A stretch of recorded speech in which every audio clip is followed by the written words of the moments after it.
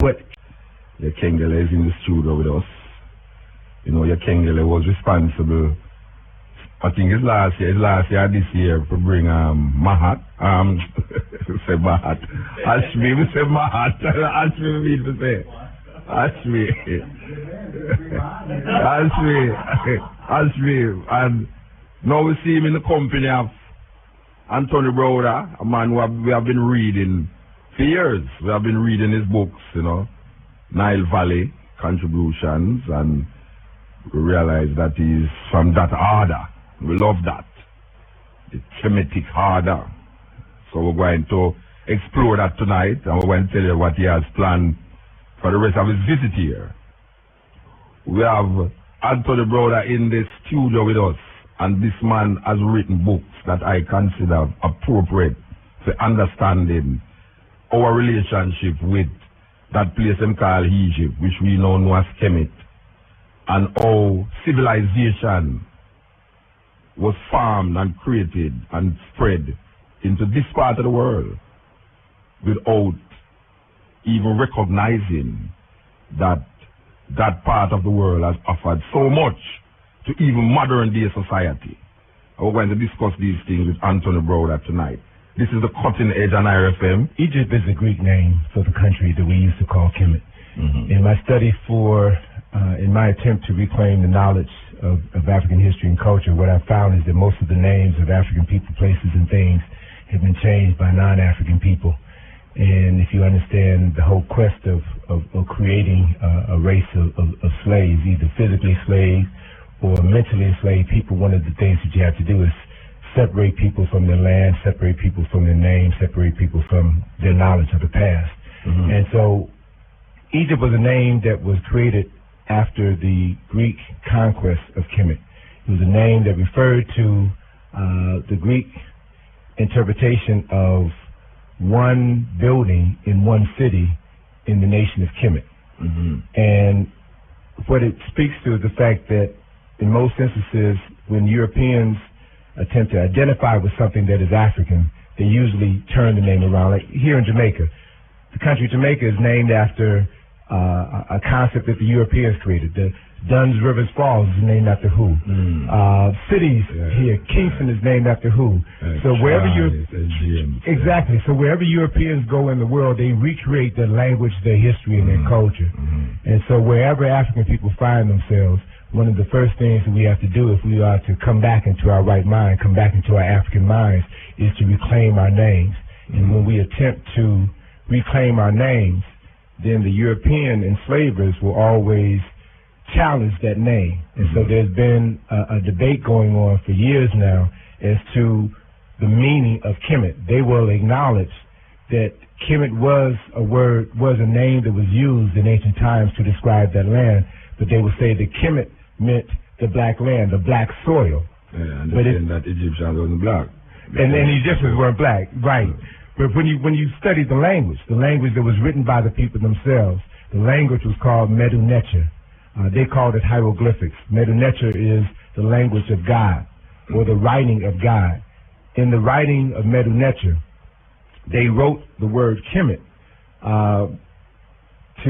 They used a symbol that represented black land, or black, and they also wrote a symbol that was like a circle with an X, which meant a town or a city. So the word Kemet really implies the city or the town or nation of black people, not the soil. And with this whole issue of who were the people of ancient Kemet, were they black, were they mixed race, were they white? This is an issue that was created by Europeans in order to separate African people from that part of the world. The indigenous inhabitants of that land were African people. They traveled north down the Nile Valley, down the Nile River, from the inner parts of Africa. So they came from inner Africa, they came from Ethiopia, they came from Uganda, they came from Kenya, and traveled northward down the Nile River. And as they traveled down the Nile, they brought their culture, their language, their concepts of God with them. And so the country that we call Egypt, or Kemet, is one of the last great civilizations to grow along the Nile Valley. civilization came out of Ethiopia. And so if you understand the geography of the land, then the Nile, then home for the people of ancient Kemet was up south, up south. And in their language, in describing the lands of Kemet, you have Upper Kemet and Lower Kemet, Upper Egypt or Lower Egypt. Upper Kemet was in the south. Lower Kemet was in the north. It followed the natural terrain of the land. The river flowed from the higher elevation to the lower elevation, from the south to the north. And so the south was home. So basically what you're actually saying is that we should be wearing the map with the south up. With the south up. The world has been turned upside down. Yeah, because you can't have the river flowing up. Exactly. It has to be flowing down. And geographically, when you look on the map now, the Nile is flowing from Uganda, Ethiopia, up to Egypt, which is really down to Egypt. Exactly. So the map should actually be the other way around. Exactly. And so it begs the question is, why is the map upside down? The map is upside down because a 15th century map maker created the map who lived in Europe, created a map of what was then the world, the European world, and because Europe was in the northern hemisphere, they put Europe at the top of the map. So they turned the world upside down in order to put themselves on top. To put themselves on top. And that's the only reason why the north is in the top and the south is in the bottom. In the language of Meta-Neter, the word for left was east. The word for the back of the head was north. The word for the front or the face was south. So even in their language, they oriented themselves to the south. They oriented themselves to the inner part of Africa, to the land of their ancestors.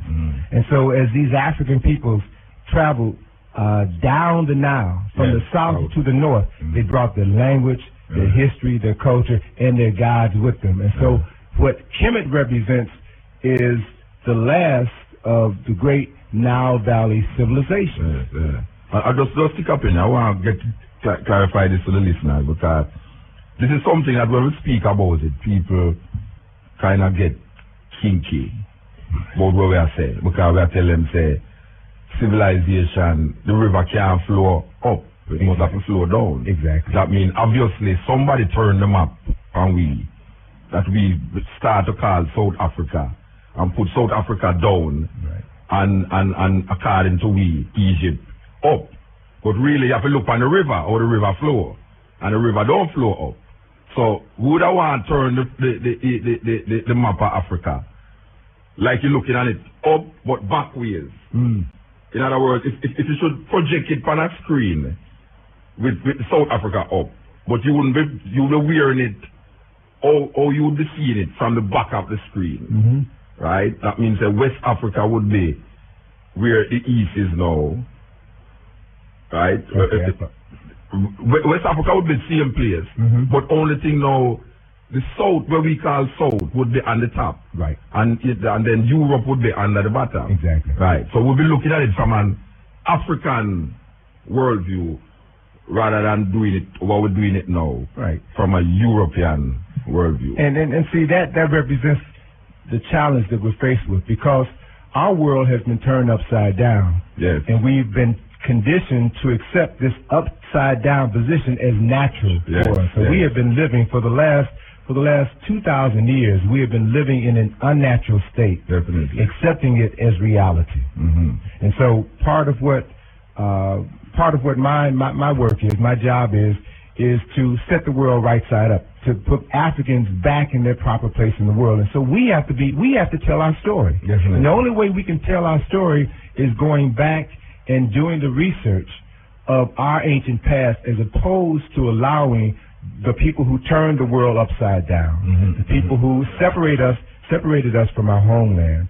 the people who enslaved us, to continue to tell our story for us. And so when we strive to liberate ourselves from mental slavery, then those who put us into slavery are going to tell us that we're crazy for trying to do that. Yeah, definitely. They always say that. Just as the enslaved Africans who wanted to escape slavery, where are you going to go?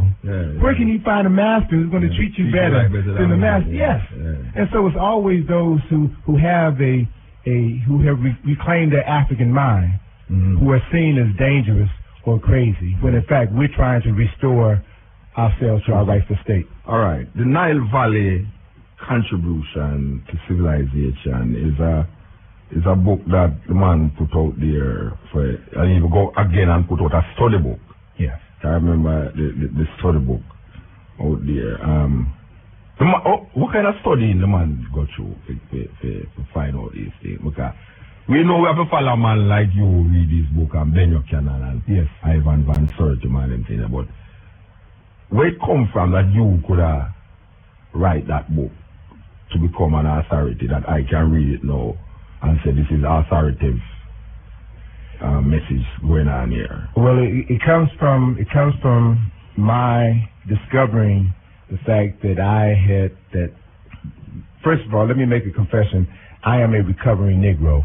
I was educated to think like a Negro, to think that African people had no history, had no culture, had no language. I'm from the United States. I was born in Chicago. I went to the public school system in Chicago where I learned this. I learned to appreciate the history, the culture, the science, the technology, the writing, the mathematics of Europeans. I never saw myself in history. I attended a black college, Howard University in Washington, D.C. And during the time that I was there at Howard University, this was reinforced. I learned white history, white values, white traditions.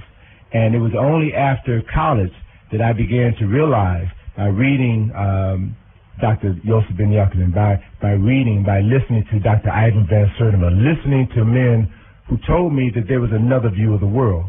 And when I attempted to introduce myself to that other part of the world, that's when my world began to be turned right side up.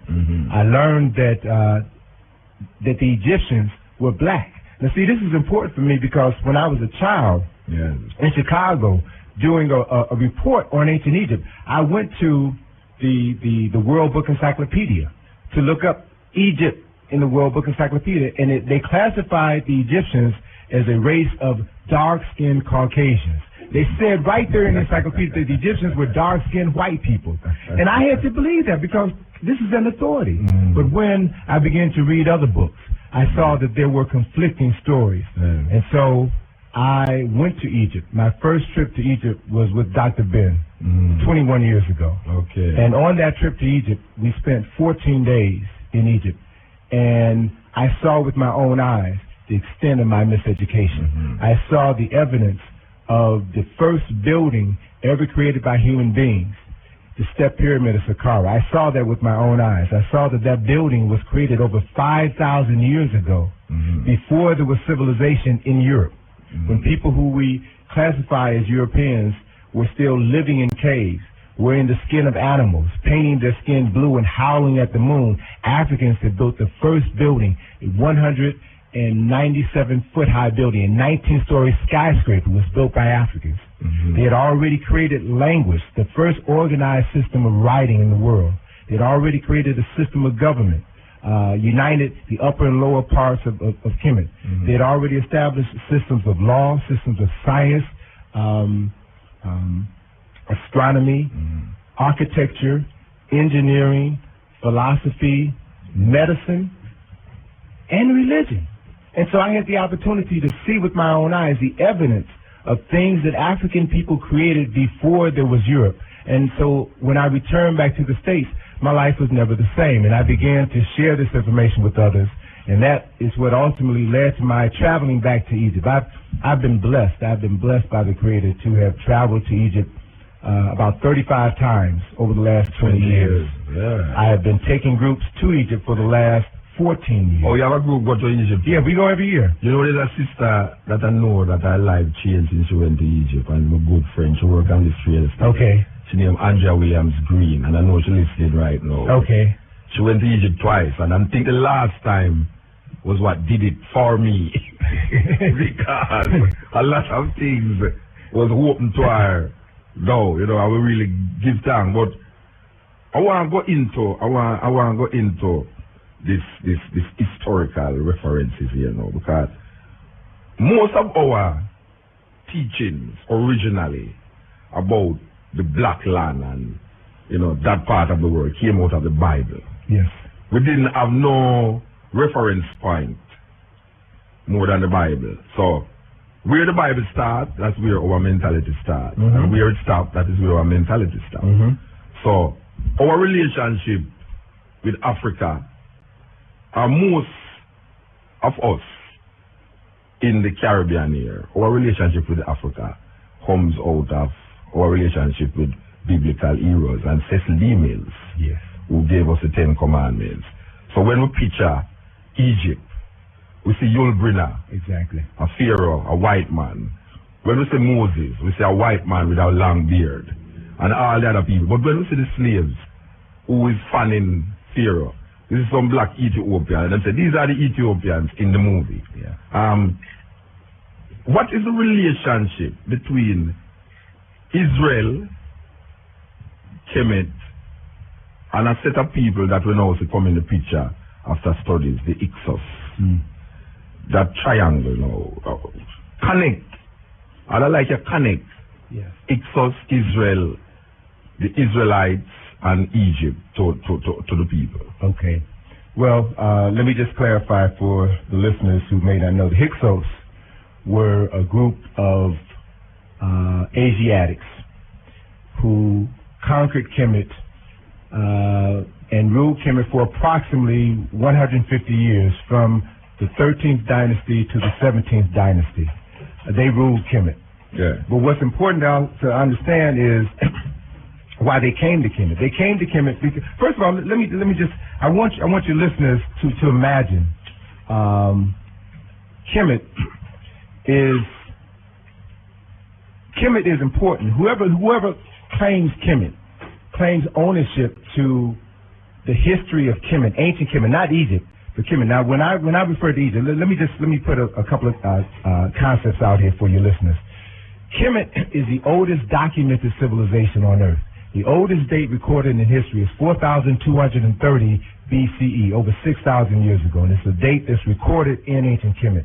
The people of ancient Kemet created the first calendar of 365 and a quarter days, which meant that as late as 4,230 BCE, Africans knew that the world was round.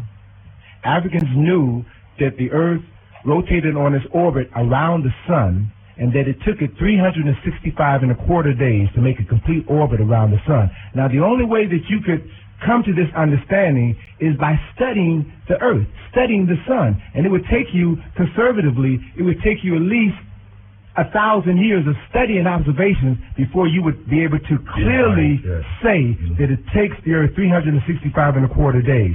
So the oldest date recorded is 4,230, which meant that they began making these observations at least 5,000 BC if we use that timeline. So this is the only place in the world where people were making this sort of study. The calendar that we use today is a calendar, the same calendar that was developed by Africans over 6,000 years ago. And so in Kemet, we find the oldest documented civilization on Earth. The civilization of Kemet thrived until it was conquered by the Greeks in 332 BCE. Alexander of Macedonia came in and conquered Kemet, and that was the last time Kemet was ruled by indigenous African people. So for over 3,000 years, Africans controlled that nation, and that nation of Kemet accomplished things that humanity has yet to see repeated again. No nation on Earth has existed for 3,000 years. None. And so what these people did was establish a legacy that the world continues to benefit from to this very day. And so Kemet was the place in the world for people to come to visit. It was the center of culture, the center of religion, the center of architecture, the center of learning, just as the United States now, in the eyes of many people, is the center of the world, is a place where everyone wants to come to. And so because of the fact that Kemet was this great cultural center, then Asiatics were constantly coming into Kemet, and their closest point of entry into Kemet was from the north, was from Lower Kemet. And they came first seeking food. They came to also seek knowledge, to begin These are Hyksos we're talking about here. These are the people who Hyksos. The word Hyksos references foreign kings or Asiatic kings. Shepherd kings is another term that's used to define Hyksos. So we're talking about people who were non-melanated. They were not black people. They were not African people. People who had straight hair and long beards. So these were foreigners, and they were classified and depicted as foreigners, as non-African people. And they originally came in seeking food, knowledge, and shelter. And over a period of years, as they came to realize that the power and the greatness that was there in Kemet, they later came in as conquerors. And ultimately, around the 13th dynasty, they had amassed a great enough military presence to conquer Lower Kemet, the northern part of Kemet. Now, the capital of Kemet was in the south, was in Upper Kemet. And so when Kemet was invaded from the north, those in the north retreated to the south, so which like is their base. Afghanistan. You got it, brother.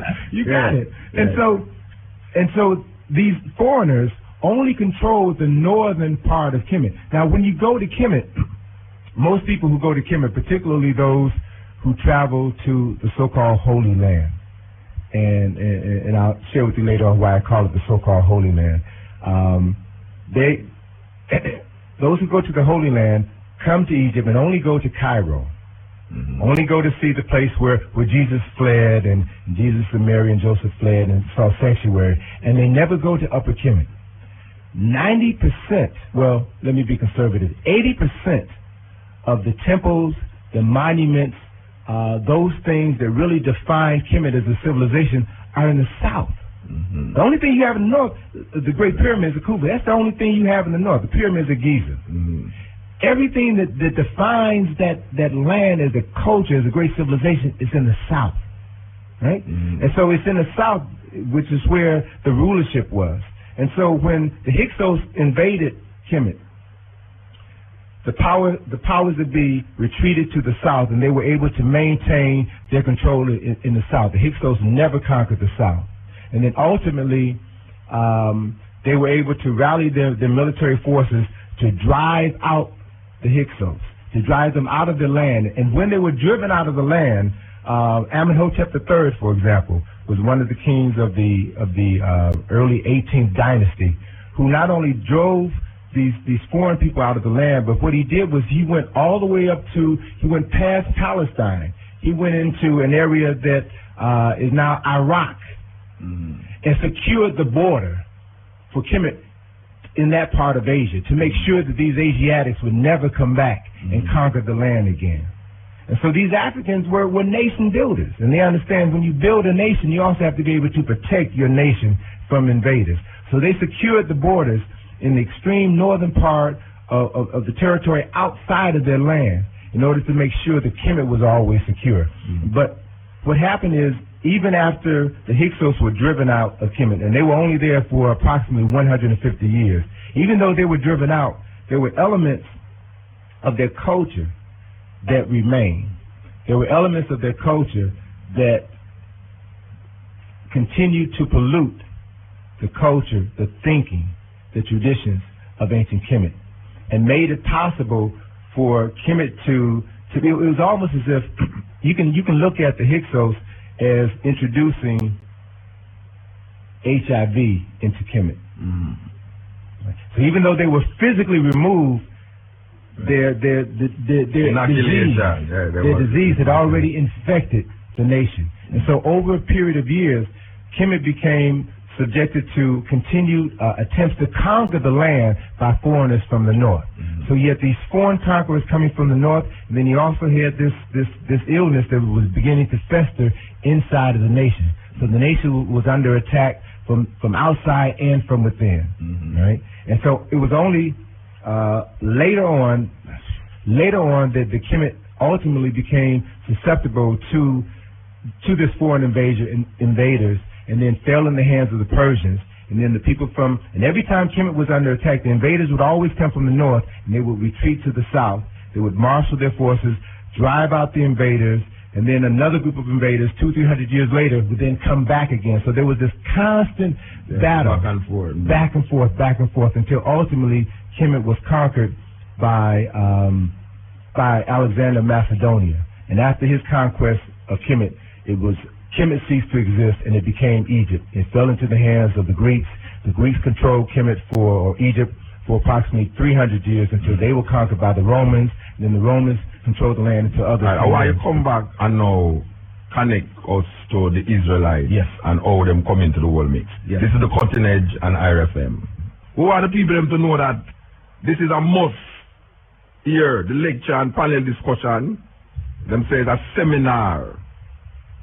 Yes, right up there at the UTech, Alfred Sanksa Auditorium. I know I will be there. God Smore will be there. Anthony Browder will be there. And Reverend God will be there. And Yekengele will be there. So that is five people, that's all you know. And I know so now listen to me. It's a very important discussion and reasoning about the Nile Valley contribution to civilization. So was at the point where we was talking about how the Ixos come into Egypt, come into Kemet, transform it into Egypt, and now we ask the question now, how the Israelites come into that mix? If you make reference to the Bible, and the story in the Bible of the great patriarch of the Jewish family, Abraham, ultimately coming into Kemet to seek sanctuary, to seek food in times of famine, and then later on in the family line, this man named Moses was sold by his brothers in slavery. He grew up Joseph, sorry. And grew up in the house of the king. Well, let me say this in terms of being able to put all of this in perspective, so that we have a better understanding of where these concepts originate. It's in Kemet where we can find the first organized system of religion, first organized way of identifying a creator, which we call God. In Kemet, the word was Neter, and the word Neter, there were a number of Neteru, and Egyptologists and others have claimed that this represented the Egyptian or the Kemetian belief in a multiplicity of gods. But if you really understand their concept, they always identified one creator. And this one creator manifested itself in many ways. Mm-hmm. And so the term Neter really means not gods, but principle, a specific principle or aspect of the one creator. Mm-hmm. And so from the beginning of time in ancient Kemet, they identified one God, mm-hmm. right? And as part of their belief, and let me just add this to the story, and then so I can ask you a question. With the development of Kemet, in part of the myth of the development of Kemet, there was a king by the name of Asar, a mythological, historical personality who unified the two lands of Kemet, who introduced language, who introduced religion, introduced law. And Asar was later killed by his brother, assassinated by his brother, Set. And his body was cut into 14 pieces and scattered throughout the land. Asar's wife, her name was Aset, went looking for the missing pieces of her husband's body. She found 13 of the 14 pieces of her husband's body. And it was said, according to the history of ancient Kemet, every place where she found a part of her husband's body, a temple was erected. And she found 13 of the 14 pieces of her husband's body, prepared his body for burial. Prior to burying her husband, Aset grieved because she was burying the man that she loved. She grieved because she was still a virgin. She and her husband had never consummated their marriage vows. She also grieved because there would not be an heir to the throne of her husband Asar. And so, prior to burying her husband, the spirit of Asar, the spirit of her husband, impregnated her. And this virgin carried the seed of her husband. Now, I can take you to Kemet today, to the temple of Abydos, where it was said that the head of Asar was buried, and show you carved on the walls of this temple that was built over 4,000 years ago, scenes of the virgin Aset being impregnated by the spirit of her husband. And then 9 months later, this African queen, this African virgin, gave birth to her son, Heru, who was born on December the 25th. He was born specifically to avenge the murder of his father and to restore his father's kingdom. And so when Heru grew into adulthood, he set out to achieve his purpose for being born, his purpose for living, and ultimately did battle with his uncle Set and ultimately defeated him. I can take you to the temple of Edfu, which is the temple that is devoted to Heru, and show you in the inner retaining walls of that temple 14 panels that depict Heru battling his uncle Set. And in those 14 panels, you see Heru spearing Set in a part of his body that corresponded to the part of his father's body that was dismembered. And then in the final panel, Heru is victorious over Set, and he is acknowledged as the legitimate heir to the throne. At that point, Heru then, who is the son of Asar, son of the virgin. All right. So we're talking about Heru as Horus. Well, when Greeks, conquered Egypt. All right. Yeah, but why the people there? Because we've been speaking these things, but they're hearing different names. Okay. Well, let me clarify the names. When the Greeks conquered Kemet, they changed the name of Kemet to Egypt. They changed the name of Asar to Osiris. They changed the name of Aset to Isis. They changed the name of Heru to Horus. Okay. So they took this African king, this African queen, and the son of a virgin, and Hellenized the names and later Europeanized the features of these African people. Right? And so, in this story, and this story is the foundation to the question that you just raised to me. In this story, after Heru defeated Set, or Horus defeated Set, he took the form of a winged sun disk and flew into heaven and met with his father and told his father Asar of his victory over Set and him having reclaimed his father's throne. With that news, his father Asar was resurrected from the dead and became the Lord of judgment. Heru returned to earth and became the Lord or the ruler of the physical world, and his father ruled in tandem, was the ruler of the spiritual world. So father and son ruled in tandem. Every king in Kemet followed this story. When they became king, they would take on a Heru name and seek to live a life of righteousness as Heru had lived, with the knowledge that if they were truly just and honorable, then when they died, they would become Asar. Specifically, they would become resurrected as Asar was resurrected. And so the symbol that represents the resurrection of Asar is a symbol that the people of Kemet called a tekken. The Greeks called that symbol an obelisk. And you can find the largest obelisk in the world is in Washington, D.C. It's called the Washington Monument. So that symbol is literally an African symbol, a 6,000-year-old African symbol, which represents the resurrection of an African god. Now, so this story of a virgin birth, story of what's referred to as a immaculate conception, virgin birth, of a Savior who was resurrected from the dead. These stories can be traced back to ancient Kemet. And so when foreigners came into Kemet, when foreigners invaded Kemet, they were introduced to this knowledge. They were introduced to concepts of God that were strange to them, that they had never heard of before. If I can fast forward for a second, when the Greeks conquered Egypt, Alexander conquered Egypt. Alexander's tutor was Aristotle.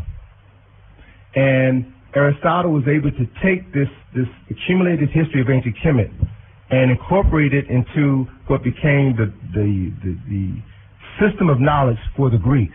And so all of the Greek philosophers, Socrates, Plato, studied the history and the philosophy and the teachings of ancient Kemet. If we think about Socrates, for example, when Socrates tried to teach this knowledge to his fellow countrymen in Greece, he was condemned for introducing strange gods and corrupting the minds of the youth. Plato, when Socrates was killed, Plato fled because he was part of that same mindset. And so what we're talking about is foreigners were introduced to God concepts, to a system of salvation which was unknown to them. This is one of the reasons why Kemet was so important. So when we come to the people that we call the Hebrews, who were foreigners, who also came into Kemet, it was during the time that they lived in Kemet that they were introduced to these concepts of God. It was during the time that they lived in Kemet that they were introduced to these concepts, the 42 admonitions of Ma'at. And so when we look at this person named Moses, one of the things that we have to understand is that Moses is a very common Kemetic name. There were kings in Kemet. Amos is the first, Amos is the second, Tutmos is the first, Tutmos is the second. It's a very common Kemetic name. It says in the Bible that Moses was learned in all of the wisdom of the Egyptians, which meant he went to school in Kemet. That he studied the 42 admonitions of Ma'at. He studied the story of Asar, Aset, and Heru, and understood that story on a metaphorical level and on a practical level. What's also important to add to this mix is a book that I'll reference for your listeners, a book entitled The Moses Mystery, written by a Jewish scholar named Gary Greenberg. And in this book, what he acknowledges is that the whole story of Moses was taken from the history of ancient Kemet. James Henry Breasted, who is the creator who founded the Oriental Institute at the University of Chicago. James Henry Breasted, in the 1930s, got into trouble by saying that the 10 Commandments were derived from the 42 admonitions of Ma'at, the 42 declarations of innocence. Those who know the history of ancient Kemet, those who know the history of Israel, the early history of the Bible, know that story is a story of ancient Kemet, and that the story of Moses is a story of Moses. How can I say this so that people can understand? And talking about this is just like talking about south being up and north being the bottom. Our concepts of history, our concepts of geography, our concepts of God, are concepts that have been given to us by those who once formerly enslaved us. And so as a means of keeping us physically under control, or even mentally under control, or even spiritually under control, we have to have a different perception of God, a different perspective of geography, a different perspective of life. And so when we attempt to change our perspective and turn our world right side up, then sometimes hearing this information sounds strange, and there's a natural tendency to reject that which is strange. But it's important that you listen. This program is a strange program, so you don't have to worry. Okay. You don't have to worry. It's a very strange program. People use some strange things. Strange things. Well, strange is good. Strange is, strange is that which is unfamiliar, but that which is unfamiliar is not necessarily bad for you. That can be the key to your liberation. Of course. And so it's by being strong enough to look at something that is different, to look at something that is strange, that you can begin to find out who you are and where it is that you need to go. So the picture that I'm painting is that based upon research that has been done by African scholars for centuries, and research that is now being published by Jewish scholars, they are acknowledging that the history of Israel is a history of Kemet, that it was the whole, again, referencing Gary Greenberg in his book, The Moses Mystery, shows that the whole story of the patriarchy of Israel is derived from the history, the timelines of the king's list of ancient Kemet. And that when this story, this oral tradition was passed on, it had to start someplace. And the beginning of that oral tradition came from the history of ancient Kemet. He references the primacy of Moses in this story, and that Moses was a priest in the system of ancient Kemet, and that during the process of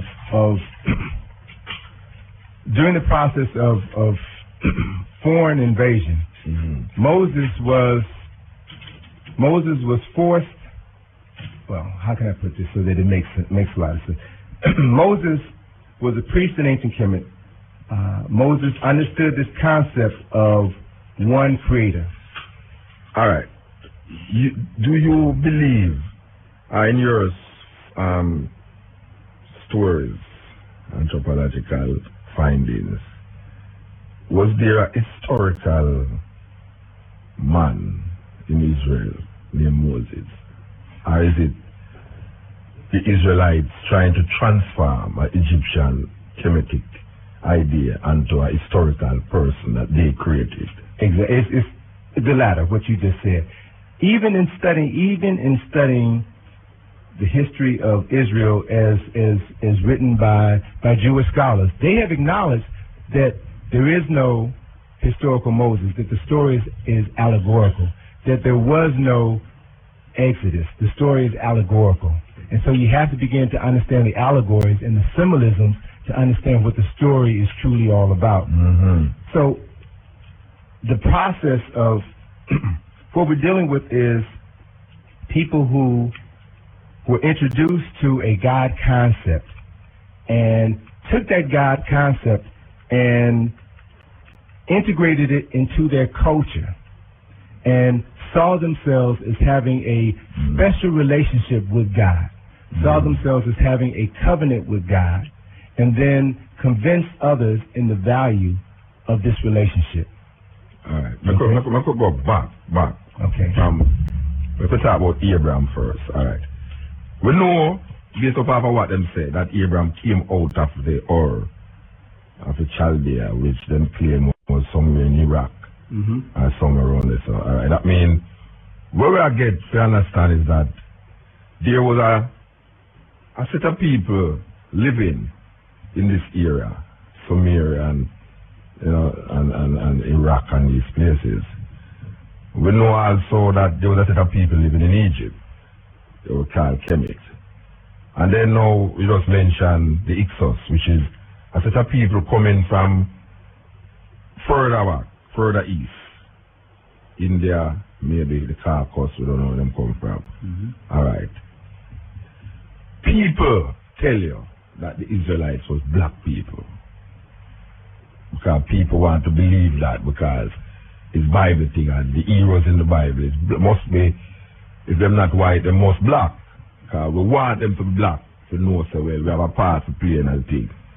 Alright. What we are asked is that the Israelites, where them come from in the mix, because we know them there and historically we hear say them was the chief, Joseph go there and then become governor. Moses part the Red Sea and take out the children of Israel and now them have a God named Yahweh and then become the chief God. All this peripheral set of people became so important in a historical Africa. From whence did these peripheral people come to be so major in the history, in our mind and in our historical reference point? Is that we are asked? And that's a powerful question, because whoever controls the concept of God stands at the head of the human family. And what we're looking at, when we study the history of the world, we find that the history of the world, the history of ancient Kemet, has for a large part been written by non-African people. I talked about the timeline for the beginning of civilization in ancient Kemet. The timeline that we're using is a timeline that was given to us by German Egyptologists. Yes. And the timeline begins with the first civilization that Egypt or Egypt being united as a nation around 3001, 3200 BCE. Now, there are other Egyptologists, there are other scholars who say, well, no, we studied the same research, and our research shows that Kemet was united 1,000 years earlier. So how do you deal with that? Well, whoever controls the nation determines, or whoever has the power determines the education, determines the history. And so the reason why the timeline of the beginning of Kemet, beginning around 3100, 3200 BC, was the accepted timeline was because how could you have the civilization of Kemet existing before God created Earth?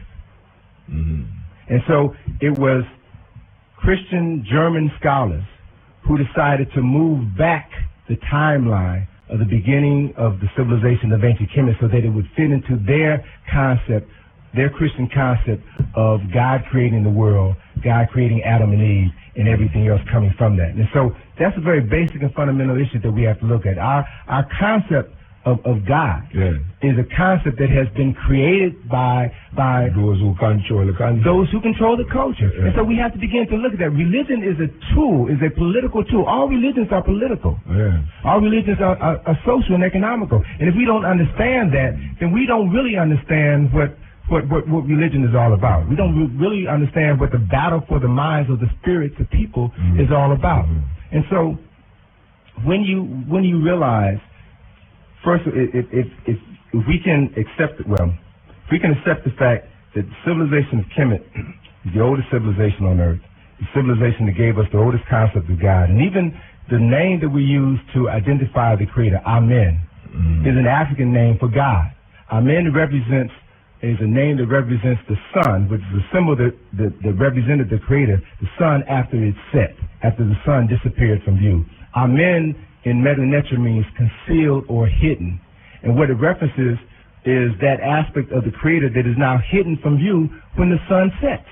So they knew in their mind that the Creator was no longer visible, but that the creative presence was still there in the world.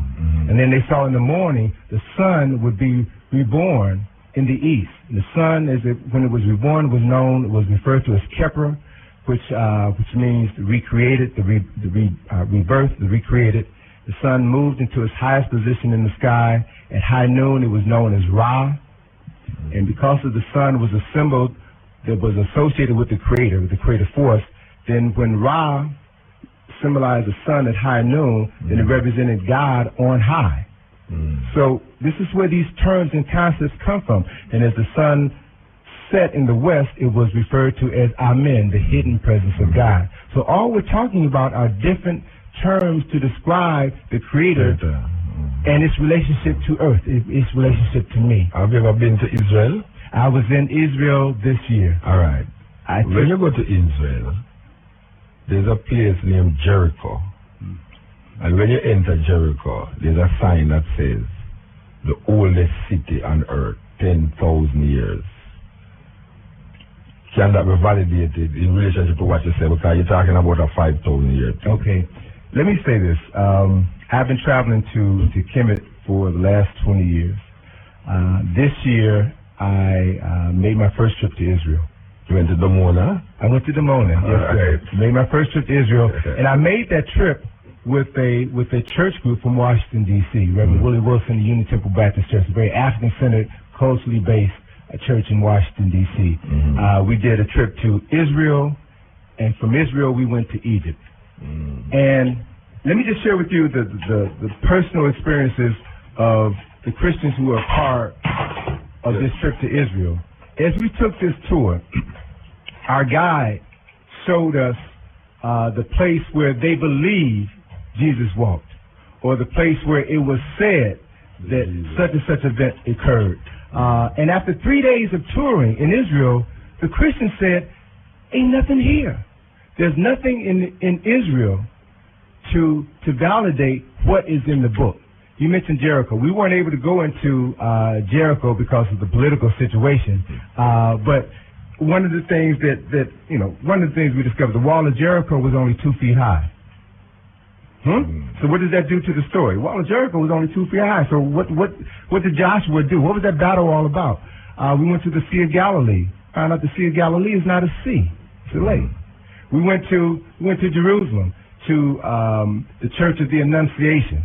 As we were walking into the Church of the Annunciation, where the angel Gabriel came to Mary and said that she would be impregnated by the Spirit of the Holy Ghost, our guide told us, well, this is the Church of the Annunciation, but if you look over there, that's another Church of the Annunciation. That's the Roman Catholic Church of the Annunciation. If you look over there, that's another Church of the Annunciation. Three buildings that all claim to be the Church of Annunciation. But he said that this we know is the real Church of the Annunciation. And again, the people in the group said, wait a minute, there is no proof to validate anything that we have read, anything that we have learned over the years.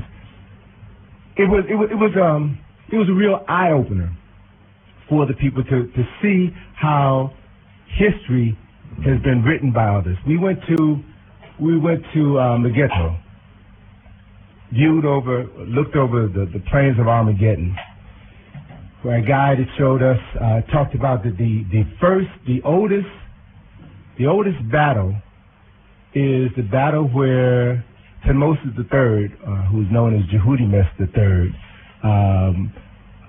had a battle at Armageddon. That's the oldest recorded military conflict in the world. It is the story of a Kemetic king defending the perimeter of his nation, driving out the foreign invaders.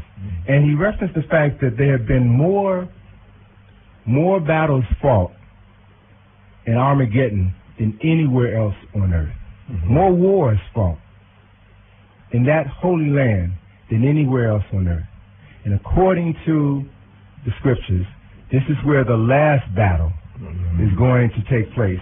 And as a guy was sharing this information with me, I thought about a passage in Dr. Marimba Ani's book,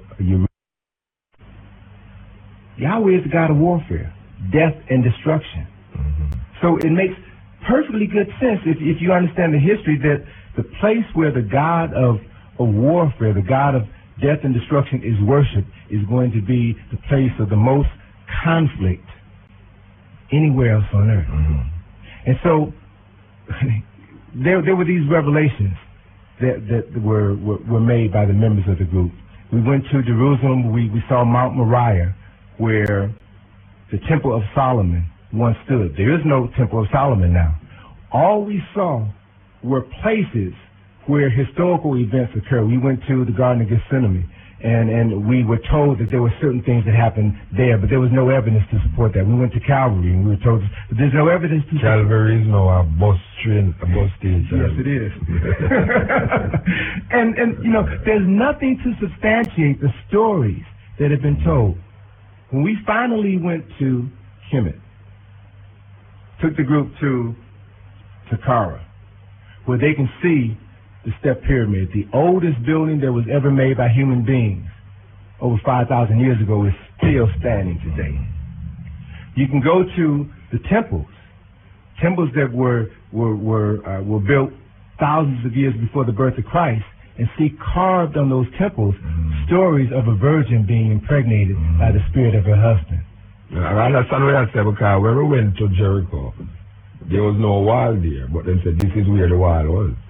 And this is a sign that you see as you go in 10,000 years old. And as a matter of fact, there's a book named The Holy Grail that this brethren write. He was defending the Sumerian origin of things, the Sumerian origin of civilization. And he will talk about space people and this thing. But he also claims that the 10,000 Jericho is the oldest city on earth. Well, let me say this. People make a lot of claims about a lot of things, but it is the evidence, the physical evidence, that backs up the claim. And there is no physical evidence to substantiate. I never see the evidence, neither. I go to the sign. Okay. I could put a sign that this is the oldest radio station in existence. Yeah, I see the sign. If someone has never been to another radio station, they would believe that. It is strike I too, because I say, I am a man who I question authority. And when I go there, the man put me, and I ride the camera, go down there, the man said, over here is the oldest city. I said, where? Because I don't see no city. And he said, well, you know, I said, where's the evidence? You can't show me some dirt. Right. You know, I mean, obviously the dirt, if I pick up some dirt at Jamaica, you find 10,000 years old too. But Where is the evidence that this was a city that is 10,000 years old? But see, this is where belief comes in. Yes. Belief is something that you accept without evidence. Yes. Faith. Yes. Somebody said it. I believe in that somebody, so I accept it as fact without evidence. And so, you know, one of the greatest gifts or greatest talents that a person could ever surrender is the talent to know, is the ability to know, to reason, to understand, to look at the evidence, and to use your higher level thinking in order to understand what you see. But those who rely solely on faith, or those who rely solely on belief, will find themselves typically at the bottom of the social, political, and economic system anywhere in the world. Those who know, who are conscious in their knowing, they rule, they govern, they create. Those who believe are controlled by those who know. Look here, think up in. You just said that the wall was about 2 feet high. Yes. Jericho wall. Yes. So the idea of them blowing Joshua voice and the trumpet sound and trumpet the wall, maybe we could have step on it because it's 2 feet. The historical evidence was. So you're actually saying there was a wall named Jericho Well, wall. what I'm saying is, and again, this comes out of some documentation I don't have with me, but everything that I'm saying, you know, there's I believe it for the time being. I believe it for the time being. This was a paper written by a Jewish scholar that I acquired last January before last, where he did research on the history of Jericho. You see, one of the things that's so important is that there's a magazine that I subscribe to called Biblical Archaeological Review, BAR. And Biblical Archaeological Review was established by a Christian archaeologist who wanted to dig in the so-called Middle East, dig in Palestine, dig in Israel to find the evidence to support what is in the Bible. Right? And so teams of scholars, teams of Egyptologists and archaeologists and others went to this portion of the world to do the archaeological research to find the physical evidence to substantiate what is in the Bible. And they found nothing. And so one of the articles that I read was an article that focused on Jericho, and they said based on their digging in Jericho, that Jericho was at best a very small city. It was. That probably had no more than 1,000 people. And that this great wall was a pile of stones that at best was no more than 2 feet high. It was a boundary marker. It was not the great city that we have been led to believe. Well, it's the same thing with the Temple of Solomon. People believe that the Temple of Solomon is like big like Jamaica house in Jamaica, but it's really some little apartment building. With a cars of apartment lot. But if you understand the whole concept of the Temple of Solomon, Temple of Solomon was a repository for the ark that Moses brought out of Egypt, right? And if you follow that story of this container of the Holy Spirit being brought out of Kemet, and every night as they were traveling, they would set up the tabernacle. And when you understand the whole framework for setting up the tabernacle, the compound, the Holy of Holies, that is the model for temple construction in ancient Kemet. Every temple in Kemet had a Holy of Holies. Every temple in Kemet had a sacred ark. So this is not a unique structure. This is something that was known to all of Kemet, and there were dozens of them. There were dozens of them, right? And each temple was oriented to a specific nature, a specific aspect of the one Creator. These temples were aligned, were oriented in such a way that the light or the energy from a celestial body, be it a star, be it a planet, this temple was oriented to this structure in such a way that specific times of the year, and these times typically coincided with the summer solstice or the winter solstice, or the 2 equinoxes, which are 4 of the most spiritually empowering times of the year, where the light from the sun or the light from a transient celestial body would shine into the Holy of Holies at a precise moment during the year.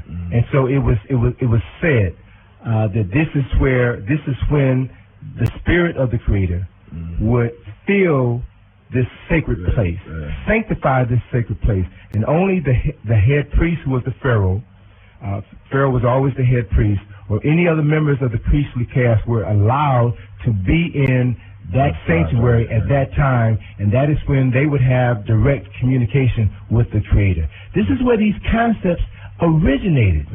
So when Moses, who was an Egyptian, leaves and was forced out of Kemet, and his followers were allowed to come with him, then what he took was the remnants of his history, his culture, and his religion. And that was then given to those people who came with him. That is the literal story of the Exodus. There was no parting of the Red Sea. Archaeologists and researchers. I think we pass that stage now. Oh, we are. Well, good. I think we don't pass it yet. Your people still believe, say, there was this mass opening up of water, like Cecil DeMille's 10 Commandments movie. But what's also important to deal with is next month is Christmas. This whole story of December the 25th, representing the birth of Jesus the Christ, is nothing but a story. It is nothing but a story. Any minister, I challenge any minister. Well, you have 1 year now. It's a very radical 1 year now. This 1 year named Ernie Garden. Okay. He's what you call a liberal, theological theologian in Jamaica who people claim to be very liberal. So you are saying non-apologetically that the Jesus story is a story. It is a story. It has nothing to do with history. It is a story. It is a story. The only thing that it has to do with history is the fact that it has borrowed from the history that preceded of other it. people. Exactly. And for example, if most people are unaware that it wasn't until almost 300 years after the death of Jesus the Christ that December the 25th was celebrated as his birthday. Right? Celebrate other days too.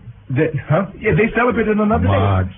And the day that any king or any emperor of Rome come and decide which day. Exactly. The important thing of this is that nobody can tell you when Jesus was born. Nobody knows. December the 25th was a date that was selected by Constantine at the Council of Nicaea when they had to unify this new political religion of Christianity. And so December the 25th was the date that was selected because for thousands of years prior to that selection, December the 25th was a date that was used to commemorate the birth of the sun. Right? The S-U-N. The S-U-N, and that is the date that corresponds to the winter solstice. Right? So what we're talking about when we're speaking of religion in general, Christianity in particular, is astrotheology. Is an understanding of the heavens based upon the celestial bodies in the heavens, not a celestial being in the heavens. And so when you have that understanding, then it allows you to put Christmas, December the 25th, into a different context. It allows you to put Easter into a different context. Easter has nothing to do with the resurrection of Jesus Christ. Nah, eggs are bunny rabbits. or rabbits or eggs. I mean, these are all stories. These are all myths that came from other cultures. Yeah. But it's fascinating to study this. It's fascinating, but it's also spiritually liberating to understand the origins of these customs. To know where they came from and to begin to understand what they really mean. So what I'm saying in talking about all of this is I'm not discounting a creator. I'm not discounting a force, a spiritual power that pervades the universe, that every person has the ability to tap into. Every person is a creator. God, this concept of God, and that's what God is, a concept that has been interpreted by many people throughout many lands for many thousands of years. You know, I did a program at 8 years and I tell you that God is a concept, and it's one of the most, I have most devil in me because I said that. The people who listen out, they say, God is better than devil, and I say God is a concept. But I want to stick opinion and I challenge to say, but you say believe in our creator, but you still say God is a concept. You don't say a contradiction in that. No, not at all. All right. When you say God is a creator, what do you mean? All right. What I mean by that is, and I'm dealing with the Kemetic concept. Yeah, man. Yeah, okay, man. The Kemetic concept of God the Creator. Now, let's use the symbol of the sun, which is one of the oldest symbols to represent God or the Creator. People of Kemet saw the sun rising in the morning in the east, reached its highest point at noon where it became Ra, set in the west where the sun symbolically died. The sun died was referred to as Amen. It was hidden from view, but they knew in their minds, they knew in their hearts and their souls that the sun or God was going to be reborn in the east every day. Right? So this gave them a broader perspective of life. The life is eternal. Life is cyclical. Right? And that so how can you create it? No. You create, what you create is your understanding. Yeah. And all this creation is your attempt to explain what you are beginning to understand. Oh, so when you say creator, you're not talking about it that create the heaven and the earth, but an idea that is opening to the understanding of what is happening. Exactly. I mean, and that's all we can. That's all we can do in an attempt to understand this process called life, this process called death, this process called rebirth. Right? Because when we deal with Kemet, we find this profound concept of not life after death. Right. What we find in studying ancient Kemet, and particularly in looking at the European interpretations of Egyptology, is that the Egyptians had this preoccupation with death. They were always concerned about the afterlife. No, that's not. To bring back the dead. That's not true. That's not true. Their preoccupation was with life eternal. They had this understanding, this concept in the Kemetic language, this concept of the Remi Mesu. Dr. A.C. Hilliard, in his book, Saber, The Reawakening of the Aftermind, talks about the concept of the Remi Mesu. Remi Mesu means the repetition of the birth. The repetition of the birth. So it talks about the fact that life is cyclical. When you die, you prepare yourself to be reborn. The Buddhist term is reincarnation. Reincarnation is another cultural interpretation of this concept of the Remi Mesu. And so, for example, in Kemet, the sun rose in the morning, set in the west. So the east became associated with life because the sun, the creator, was born every morning in the east. East became associated with life. The sun or the creator set every night or died every night in the west. The west became associated with death. So when they built their cities, built their nation, well, that's where the concepts come from. When they built their cities in accordance to their understanding of the Creator. So they built their cities on the east bank of the Nile. The east was associated with life. They buried their dead on the west bank of the Nile. That's where you find the Valley of the Kings, the Valley of the Queens, the Valley of the Nobles. The mortuary temples are all on the west because the west was referred to as the beautiful west. That is where the soul of the departed would go with Asar. And you would go before Asar on the day of your death and would have to recite, you would have to have your heart, which is the symbol that represented your soul. And so you'll find in many temples, you'll find in many tombs, and many papyri, this thing called the weighing of the soul of the deceased, where the heart, the symbol that represented the soul, was weighed on the scale of Ma'at against the feather of Ma'at. And the heart had to declare its innocence to Asar, who was seated on the throne of judgment.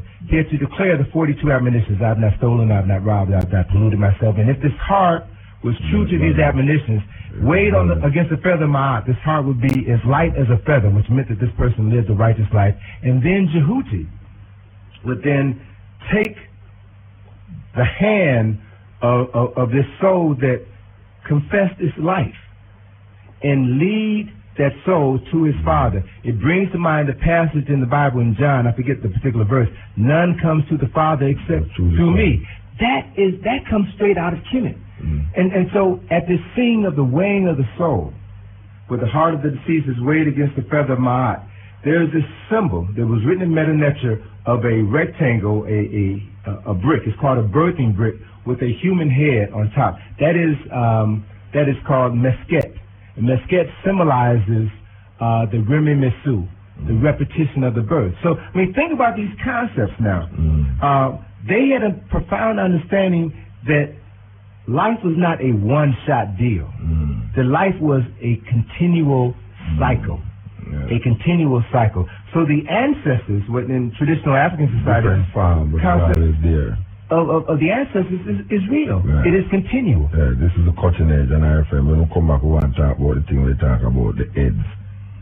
Why them people in some devil thing, you know, some, I mean, 2-foot people that walk with head of dogs and lions and goats and all these things. Cutting edge, RFM. To see the God in things, we must see goodness. To find God in sorrow, fear, and death is to see its usefulness. To know is to understand. To praise the gods, we must praise life. To honor gods, we must make of the world something good. To be gods, we must hold goodness in each pore. We are filled with light, holy divine. The sun rises, an eye of fire, and through its light we come to see the world as gods would have it. Yeah, we're there talking to Anthony Browder about Egypt and things. Must we hear the first call? Yes. Good night, Brother Mota and Brother Browder. All these concepts are given is quite true and well. The Rosicrucian order, alive and well in Jamaica, has expounded all of these knowledge. They are at 5C Mona Road, Kingstown. All these knowledge that Brother Browder is speaking of is prolific truth. And it is a doctrine that has been expounded for thousands of years by the ancient mystical order, the Rosicrucians, which is alive and well today in Jamaica. That's good to hear. And I'm hoping that Brother Browder is an affiliate of this order, which is a secret brotherhood coming from the time of Christ, which is present and alive. And when you say the time of Christ, what are you talking about? Because I'm talking about something 3,000 years before. So. Yes, certainly. So, which Christ you talking about? You have so much Christ. Okay. Well, what Brother Browder is speaking about is the same ancient mystical order that Christ was in. Yes. Okay. Coming from that ancient time. Okay? Okay. All the best, Brother Browder. Okay, the best. The Rosicrucian order has expounded all the things that he's saying, and it is confirmed as truth, because present today in the United States, they are using the eye, they are using the pyramid, and they are using many Egyptian symbols. We know that. And all these are truth, taken from out of Egypt. And Ra, as the sun god, is Ra. All right, sir. Seal up. King Selassie, I live forever. True Ra. Yes, the man asked if he's a Rosicrucian. Actually, during my search for truth, I was studying the Rosicrucian teachers before I fell in love with Kemet. And one of the things that I came to understand, very, very important, very profound teachings. And essentially what we're talking about is knowledge of increasing our understanding of who we are as spirit beings. Yes. Right? And that's what this whole struggle of life is all about, coming to understand who you really are. And in the teachings that I was being exposed to through Rosicrucians, it was uplifting, it was inspiring. But one of the challenges that I had was that what the basis, the foundation for the teaching goes back to Akhenaten, Amenhotep IV, who changed his name to Akhenaten, and it references Egypt as the foundation. And one of the problems that I had, and I'm a person whose background is in art, design, and advertising, so image is everything. And as Dr. Clark has told us on so many occasions, one of the greatest games that the European has played is the control of the manipulation of image and the manipulation of information. And so I was always concerned by all of the literature that I saw regarding Rosicrucians that depicted the Egyptians as white. Yes. That always bothered me.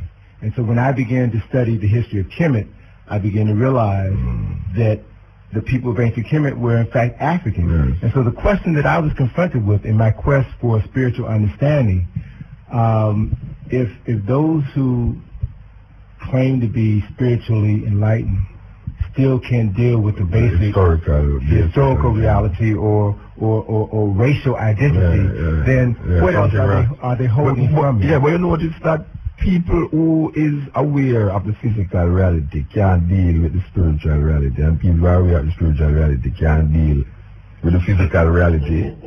But our challenge is to be able to blend the two. Yes, because that is the reason why just before the break, you said you wanted to come back to talk about these heads. Yes.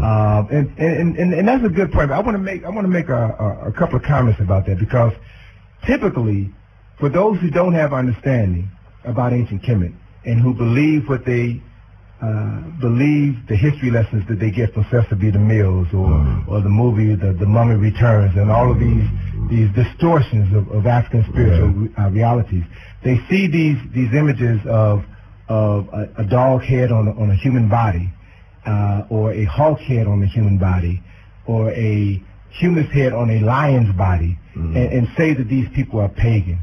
That these people are animal worshippers. And it says to me that these people have no understanding whatsoever of history. No. Because the key to understanding history is to understand words. Pagan, the word pagan means any religion other than your own. That's what the word pagan means. Yeah. So to a Muslim, so the Christian will see as pagan. The Christian will see as pagan. To a Jew, a Christian is pagan. So all pagan means is any person who has a religion that is other than your own. Definitely. The word demon means an unknown God. That's all demon means.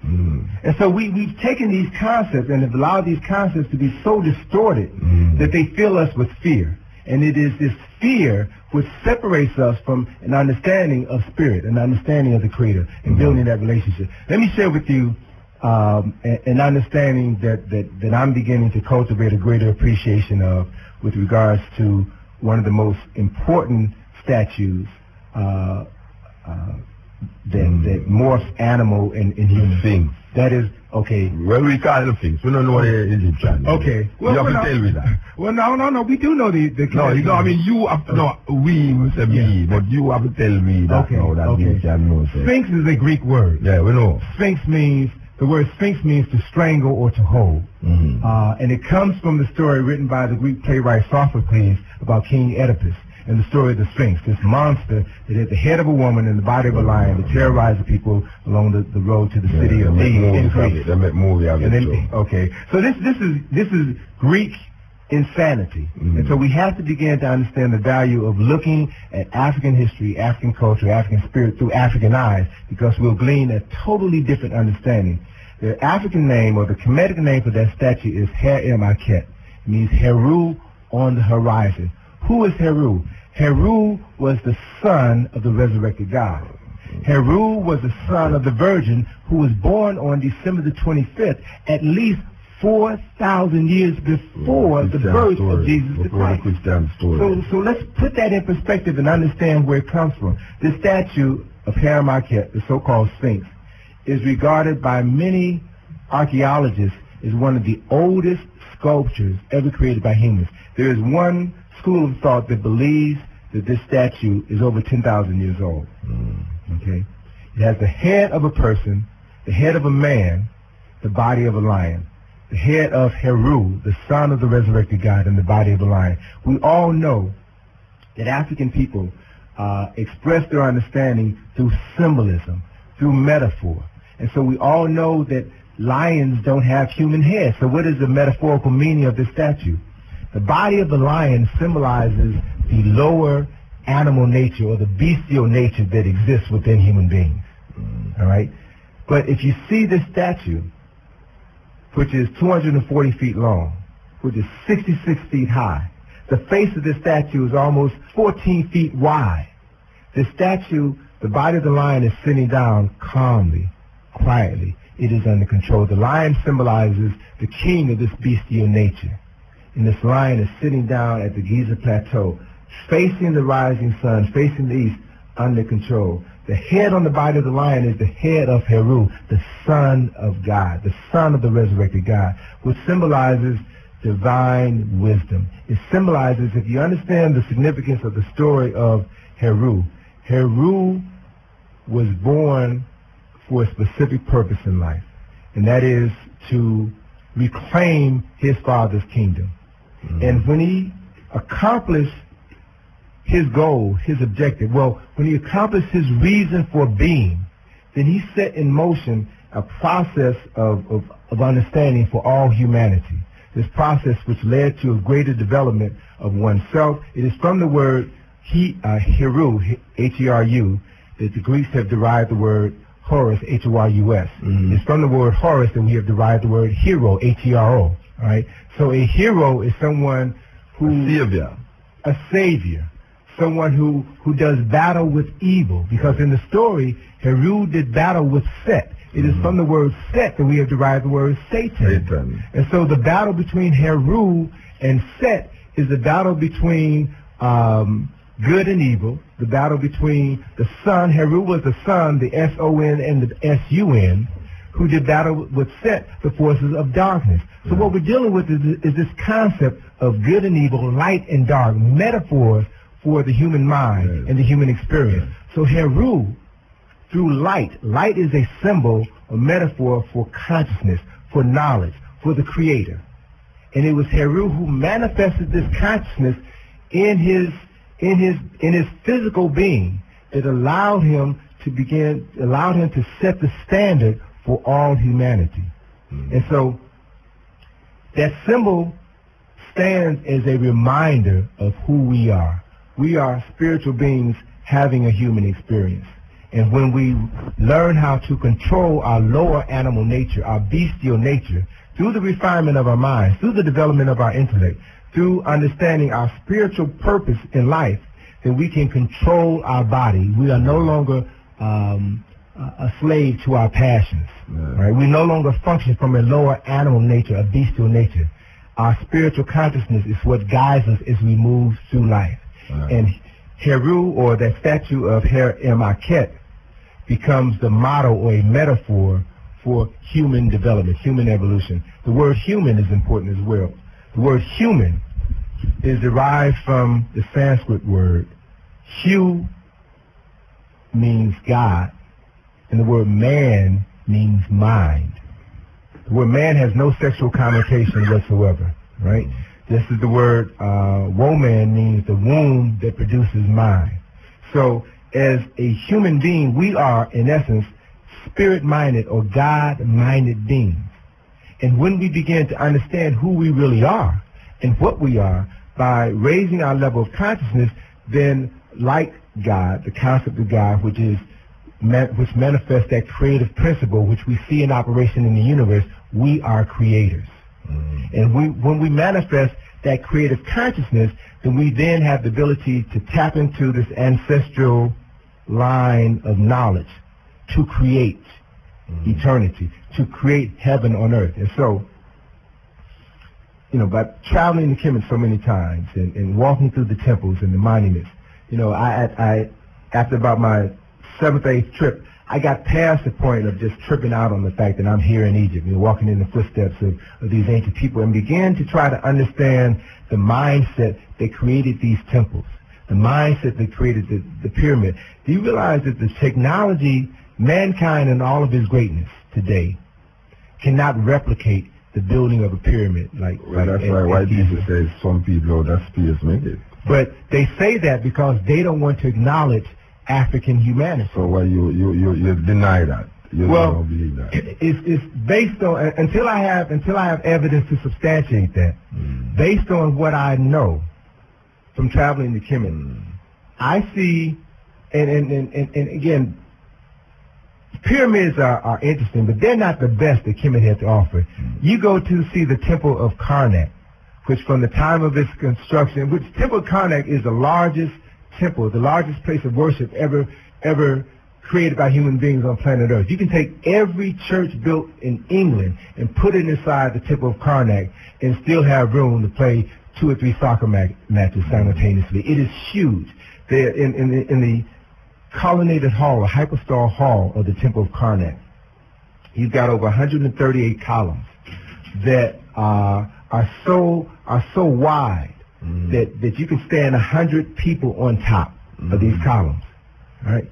And so the question that comes to your mind is, how did these people build it?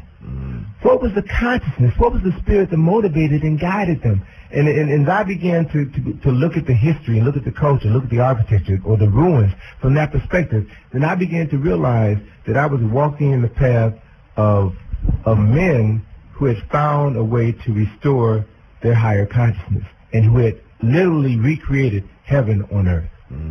They had learned how to build for eternity, right? And that's the model. All right, you see, I have a problem with that kind of language. All right, well, come on. Let's talk about it. Let's talk about it. Recreating heaven and earth. Like there is another place named heaven, and we're recreating it on earth. Okay. Which man has gone to that place to know how to build it? Okay. This place.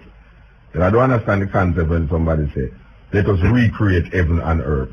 Well, let me explain to you what I mean by it. Yeah. Heaven is a concept. But those temples is not. No, just as hell is a concept. Yeah, but the temples are not a concept. Both heaven and hell exist in the physical realm. All right. Heaven is a metaphor for humanity at its best. Yeah, no, we understand the concept of heaven and hell. We're talking about the temples being built. All right, so in representation of the heaven that is somewhere else. Okay. I am saying that if you start talk about these men are building temples to replicate what is in heaven. Right.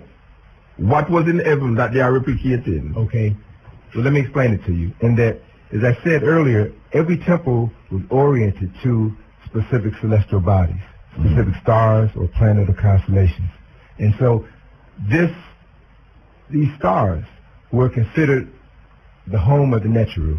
Right, and this whole concept, and earlier I made reference to the concept of religion as astrotheology, and all astrotheology is an understanding of the position of stars, planets, the celestial bodies in the heavens, what we call the heavens, which is the dominion of God. That's all it is. It's a concept, which is the dominion of God. And so what the people of Kemet did was to identify. They identified the realm or the sphere of God, and specifically they identified or they carved up this sphere of God into 36 different segments, which represented the 36 Neteru or principles or aspects of the Creator, and each was associated with certain planets or certain constellations. Temples were built on the earth that were oriented to these specific celestial bodies. Yeah, when you know about the pyramids and the Temple of Luxor, the Temple of Karnak, the Temple of Ramesses at Abu Simbel were all structures that were oriented to specific celestial bodies, with the understanding that a correctly oriented temple would be energized or infused with this energy or this spirit, which would raise the level of consciousness of those who were inside of the structure at a specific point in time. Now, these sound like very, very, very abstract concepts, but I can share with you how these concepts have continually been applied throughout the ages. In that 36 Neteru ruled over a week in the Kemetic calendar, Kemetic year. There were 10 days in the Kemetic week. 36 Neteru times 10 days or 36 Neteru per week gives us 360. All right, this is where the concept of 360 degrees in a circle originated. Someone had to come up with that concept, all right, and ascribe 360 degrees to the circle. That is a concept that came out of Kemet. And so they were talking about 360 ways of understanding your relationship to the Creator. Right? So every day in Kemet was a day that was associated with a specific aspect of a Neter, right? And there were 36 primary Neteru who ruled over the 360 days of the year, and then there were 5 Neteru who were responsible for the personal development of humanity, thus giving you a calendar year of 365 days that describes specific relationship to a nature or aspect of the universe. And basically what it speaks to on a higher level is the fact that all life on Earth is affected by the heavens. So we're talking about astronomy then? We're talking about astrotheology, a way of understanding the Creator by understanding astronomy. By understanding astronomy. Astrology or astronomy, you know, there's a difference between astronomy and astrology. So we're just trying to find out if we're talking about... We're talking about astronomy. Which is the definition of the things out there. Astronomy comes from the Greek word astrologos, yes. Knowledge of the stars. Yes. So that's essentially what we're talking about. And within astrologos or astronomy, there's this subset called astrology. Yes. Right? Yes. And astrology, the concept of astrology as it's used today is a very polluted concept. It doesn't have the significance today as it had in ancient times. And that all it was a map for human development. That's all it was. Based upon astronomy. Based upon astronomy. And so to give you an example of why this is so important, the sun is a symbol that represented the creative force in life. Because if you move out of Jamaica into Chicago, my hometown, Chicago, and so people in that environment, they pray for the sun to come back, because the exact opposite of the winter solstice is the summer solstice, June 21st, which is the longest day of the year. You have 19 hours of sunlight. It's when all life, all activity is alive. And so this desire for humanity is to understand the heavens. Understand the forces in heaven. You can call them gods, you can call them angels, or the planets. Understand the forces in heaven so that you can begin to understand your quality of life here on Earth. Yes. And so during the winter, the shortest day of the year, the day in which you have the least amount of sunlight, in the northern hemisphere, the birth of the sun was celebrated because it represented that the sun, this creative force, was going to come back into our life. And that we knew 6 months down the road we would have this time of maximum sunlight, maximum pleasure, maximum heat, maximum intensity. Life would be the total opposite of what it is right now. So after the 4 days of the solstice means the sun is still. These 4 days when the earth, as it tilts on its axis and reaches its maximum position in its orbit around the sun, stops and tilts back in the opposite direction, changes on its axis. That happens during the solstice, when the sun, there's this transient period of 4 days when the sun is still. And then the sun was born again on December the 25th, right? So that was why in ancient times that day was celebrated as the birth of the S-U-N. It represented the sun day, the return of the life principle. And as the day began to increase by approximately 1 minute per day, you reach the time of March 21st, which is the time of the spring equinox, where you have 12 hours of daylight, 12 hours at nighttime. The sun passes over the equator from the southern hemisphere to the northern hemisphere. And this transient period of crossing over the equator takes 3 days. And so that 3-day period is the 3-day period that is referred to as the resurrection of the sun. And that's when you have Easter. And Easter symbolizes, or that time frame symbolizes spring, where the sun now dominates in the northern hemisphere. New birth. New birth. Life comes forth out of the black earth. So all aspects of life that we can relate to as as human beings who are developing a consciousness is related to the sun. The sun is responsible for all life. The presence or the absence of life. The moon, which reflected the light of the sun, was also responsible, affected life in many ways. The moon has a gravitational effect on all of the water on planet Earth. All of the water. It creates the high and low tides. As the moon also pulls the water in the ocean, in the rivers, in the streams, it also pulls the atmosphere. And this pull in the atmosphere changes the atmospheric pressure, which affects human beings, which affects all life. If the moon has the ability to pull the ocean, and the Earth is 3/4 water, that's one aspect of it.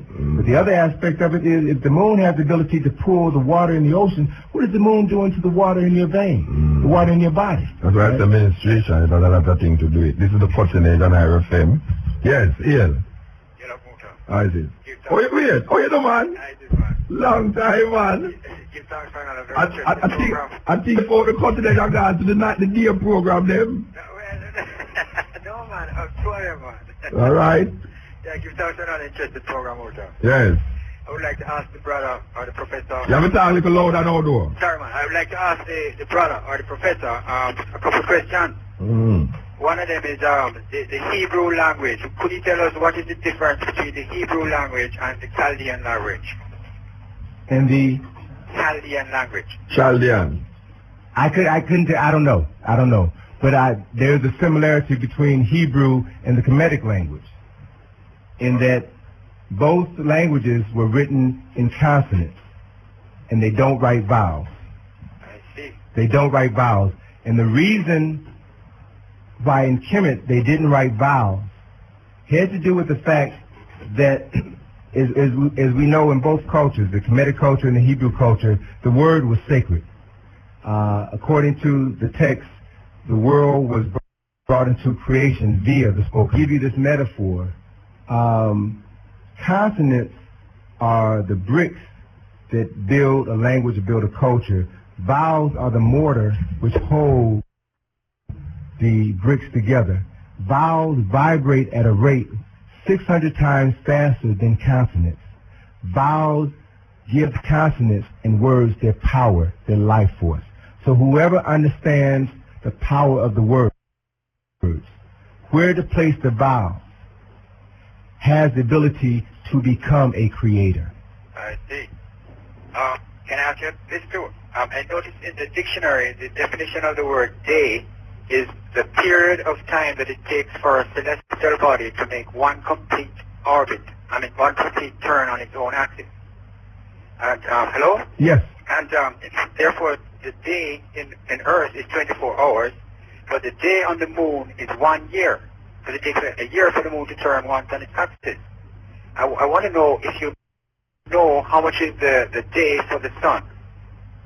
I don't have that information at my fingertips. I've got it at home. Really? But the day on each of the planets is different. Yes. So I see, day, hour, minute are concepts that spring from the minds of human beings in order to identify time. Yes. The word hour is derived from the word heru, which really symbolizes the sun, and the position of the sun in the sky determines the time. So these concepts, as I mentioned at the start of the program, the calendar, the first clocks, were inventions that came out of ancient Kemet in order to identify specific time frames in the lives of people and culture, so that knowledge could be transferred from one generation to the next. Time is a man construct, same as God is, a man-made construct. Surely. What I would like to know now, most people, especially in the Western world, because we haven't had access to all the manuscripts and the history that you have been able to peruse, we rely on the Bible a lot for history. And I want to go back to Genesis 10, where we describe how the earth was populated after so-called Noah came out of the ark.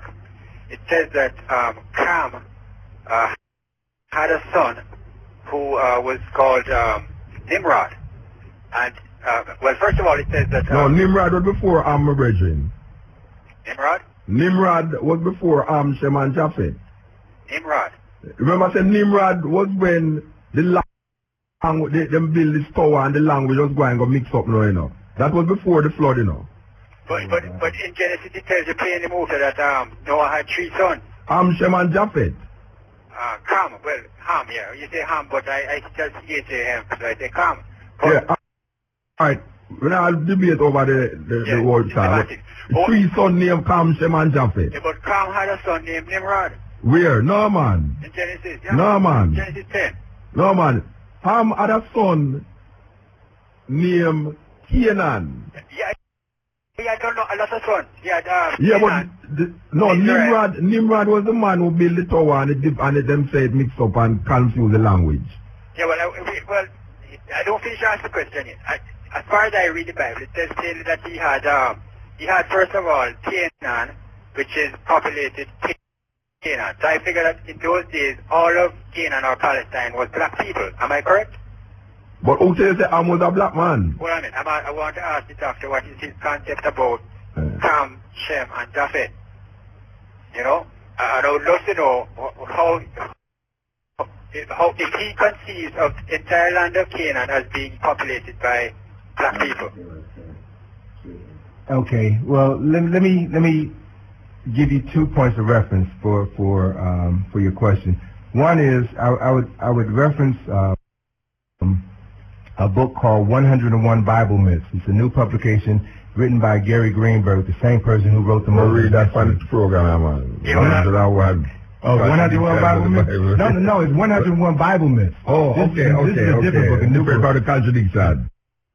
What Gary Greenberg, a Jewish scholar and also an Egyptian scholar and also an attorney from New York City, has done is to take the Old Testament and to show passage for passage how the verses in the Old Testament were directly lifted from Kemetic texts. You understand what I'm saying? Yes, but So, let's forget about the Bible. Can I ask you, in your concept, 4,000 years ago, 6,000 years ago, the people that populated Canaan, weren't they black? well, let's put it this way, brother, very simply. The people in the Bible weren't white. White people as we know them, right? Egypt and Ethiopia are referenced more in the Bible than any other city.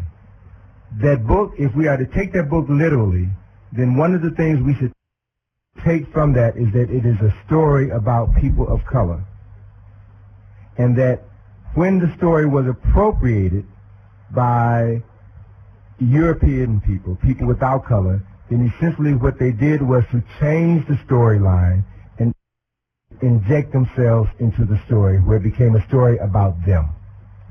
Yes, but by passing on that, I want to go back to the ancient times of how the earth was populated, because according to the Bible then, it says plainly to me that Egypt, Libya, and all of Palestine was peopled, and Ethiopia was peopled by black people. And Japheth, who was apparently white people, was in like further west and north. And then Shem was east. So, Bridget, you have said that the 3 different sons had 3 different color Yes, from the one father. yes, All right. absolutely. Okay. And this is my interpretation. I'm not talking about how the denomination interpret it. That's their business. I'm just talking about when I read the Bible, what I see. So I'm trying to ask you if it is conceivable, according to your research, that all of that area was peopled by black people, and if Nimrod, who was a son or a grandson of Ham, did in fact go to Ur and Chaldea and establish a massive cities. Is this not so? Well, to be honest with you, I don't know. All right. I can't answer him. You see that story what you read in there, my brethren? Yeah. We are talking about a people older than that story here. Because that story of the Genesis about 500 BC. 5,000. No, the story. The story. You mean when it was written? Before that, there was no story like that, except it was out of Kemet. Right? The dating of the written of that story. That story specifically, you know. Not talking about the idea of the story. The date When it was written? Yeah, when it was written was 500 BC. Yeah, but it was referring to about Yeah, but it was referring now to 5000 BC. Yeah, no, but the 5000 BC story is interjected with the people them who's writing the story, putting themselves in the story. So when you hear about Shem and Japheth, this is just now to validate the people them who's writing it, their way of being in the story. So are you saying then that it is very possible that Egypt and Ethiopia and Palestine were not peopled by black people? No, may I say that the story that is validating Ethiopia and Egypt is not a valid story to validate Ethiopia and Egypt, because that story about Shem and Japheth has no validation in the history of Kemet, which is older than the story and the idea of that story. Okay, let me ask you after this. How do you fit in, sir, the connection of Atlantis and Lemuria with the ancient city of Kemet?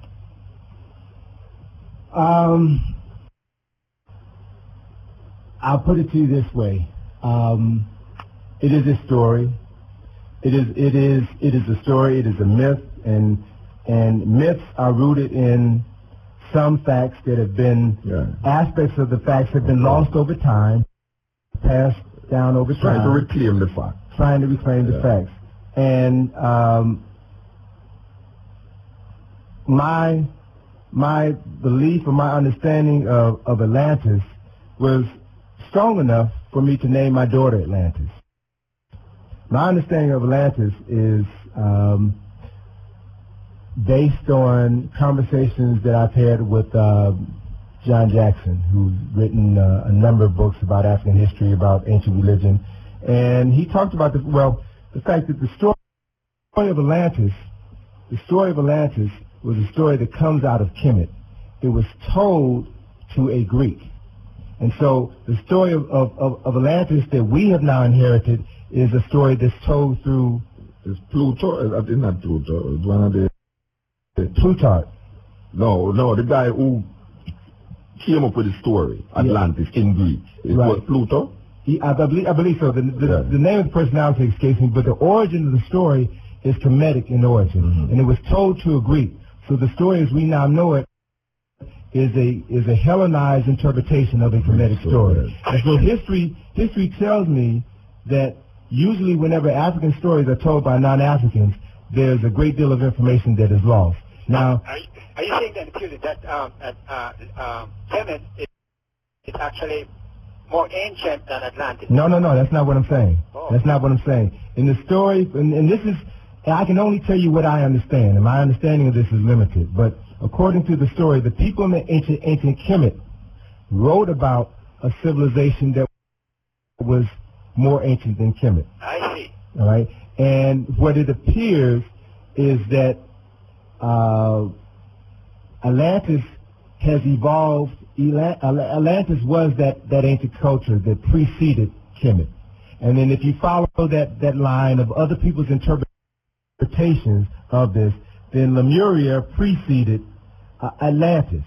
Now you get all of these different stories about ancient cultures and civilizations, and we can get lost talking about them.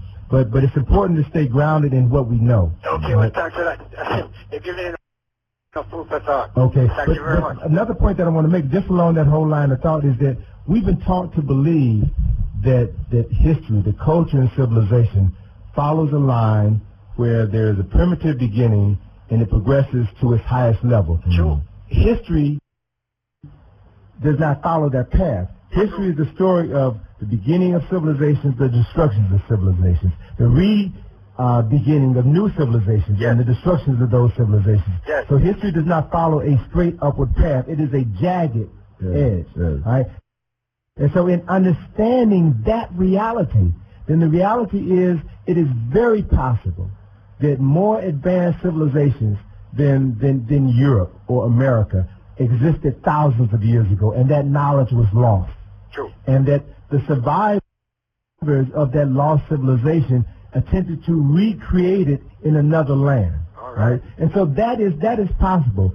And I'm at the point now in my study, my research, where as I look at Kemet and attempt to understand Kemet, because what's so fascinating about Kemet is that it almost appears to come on the scene fully blossom.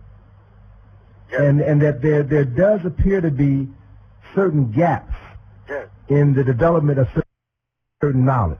Well, I want to suggest a gap. Mm-hmm. Ethiopia, the missing link in that African history. Well, And there is a book that mentions Ethiopia, the missing link in African history. Mm-hmm. That if we declare civilization going down the Nile from Uganda, Ethiopia into Egypt, we would declare then that there must have been an older civilization than the Kemetic civilization, if that civilization went down the Nile. So we would then now have to start to examine by going up the Nile to investigate that archaeological finding that we're searching for. I don't know the man see. Right. But I mean, that is a valid interpretation, because our understanding, the reason why Kemet is placed so high in our consciousness is because Kemet is closer to Europe than Ethiopia is. Yeah, and it's not only about its the documentation is easy accessible.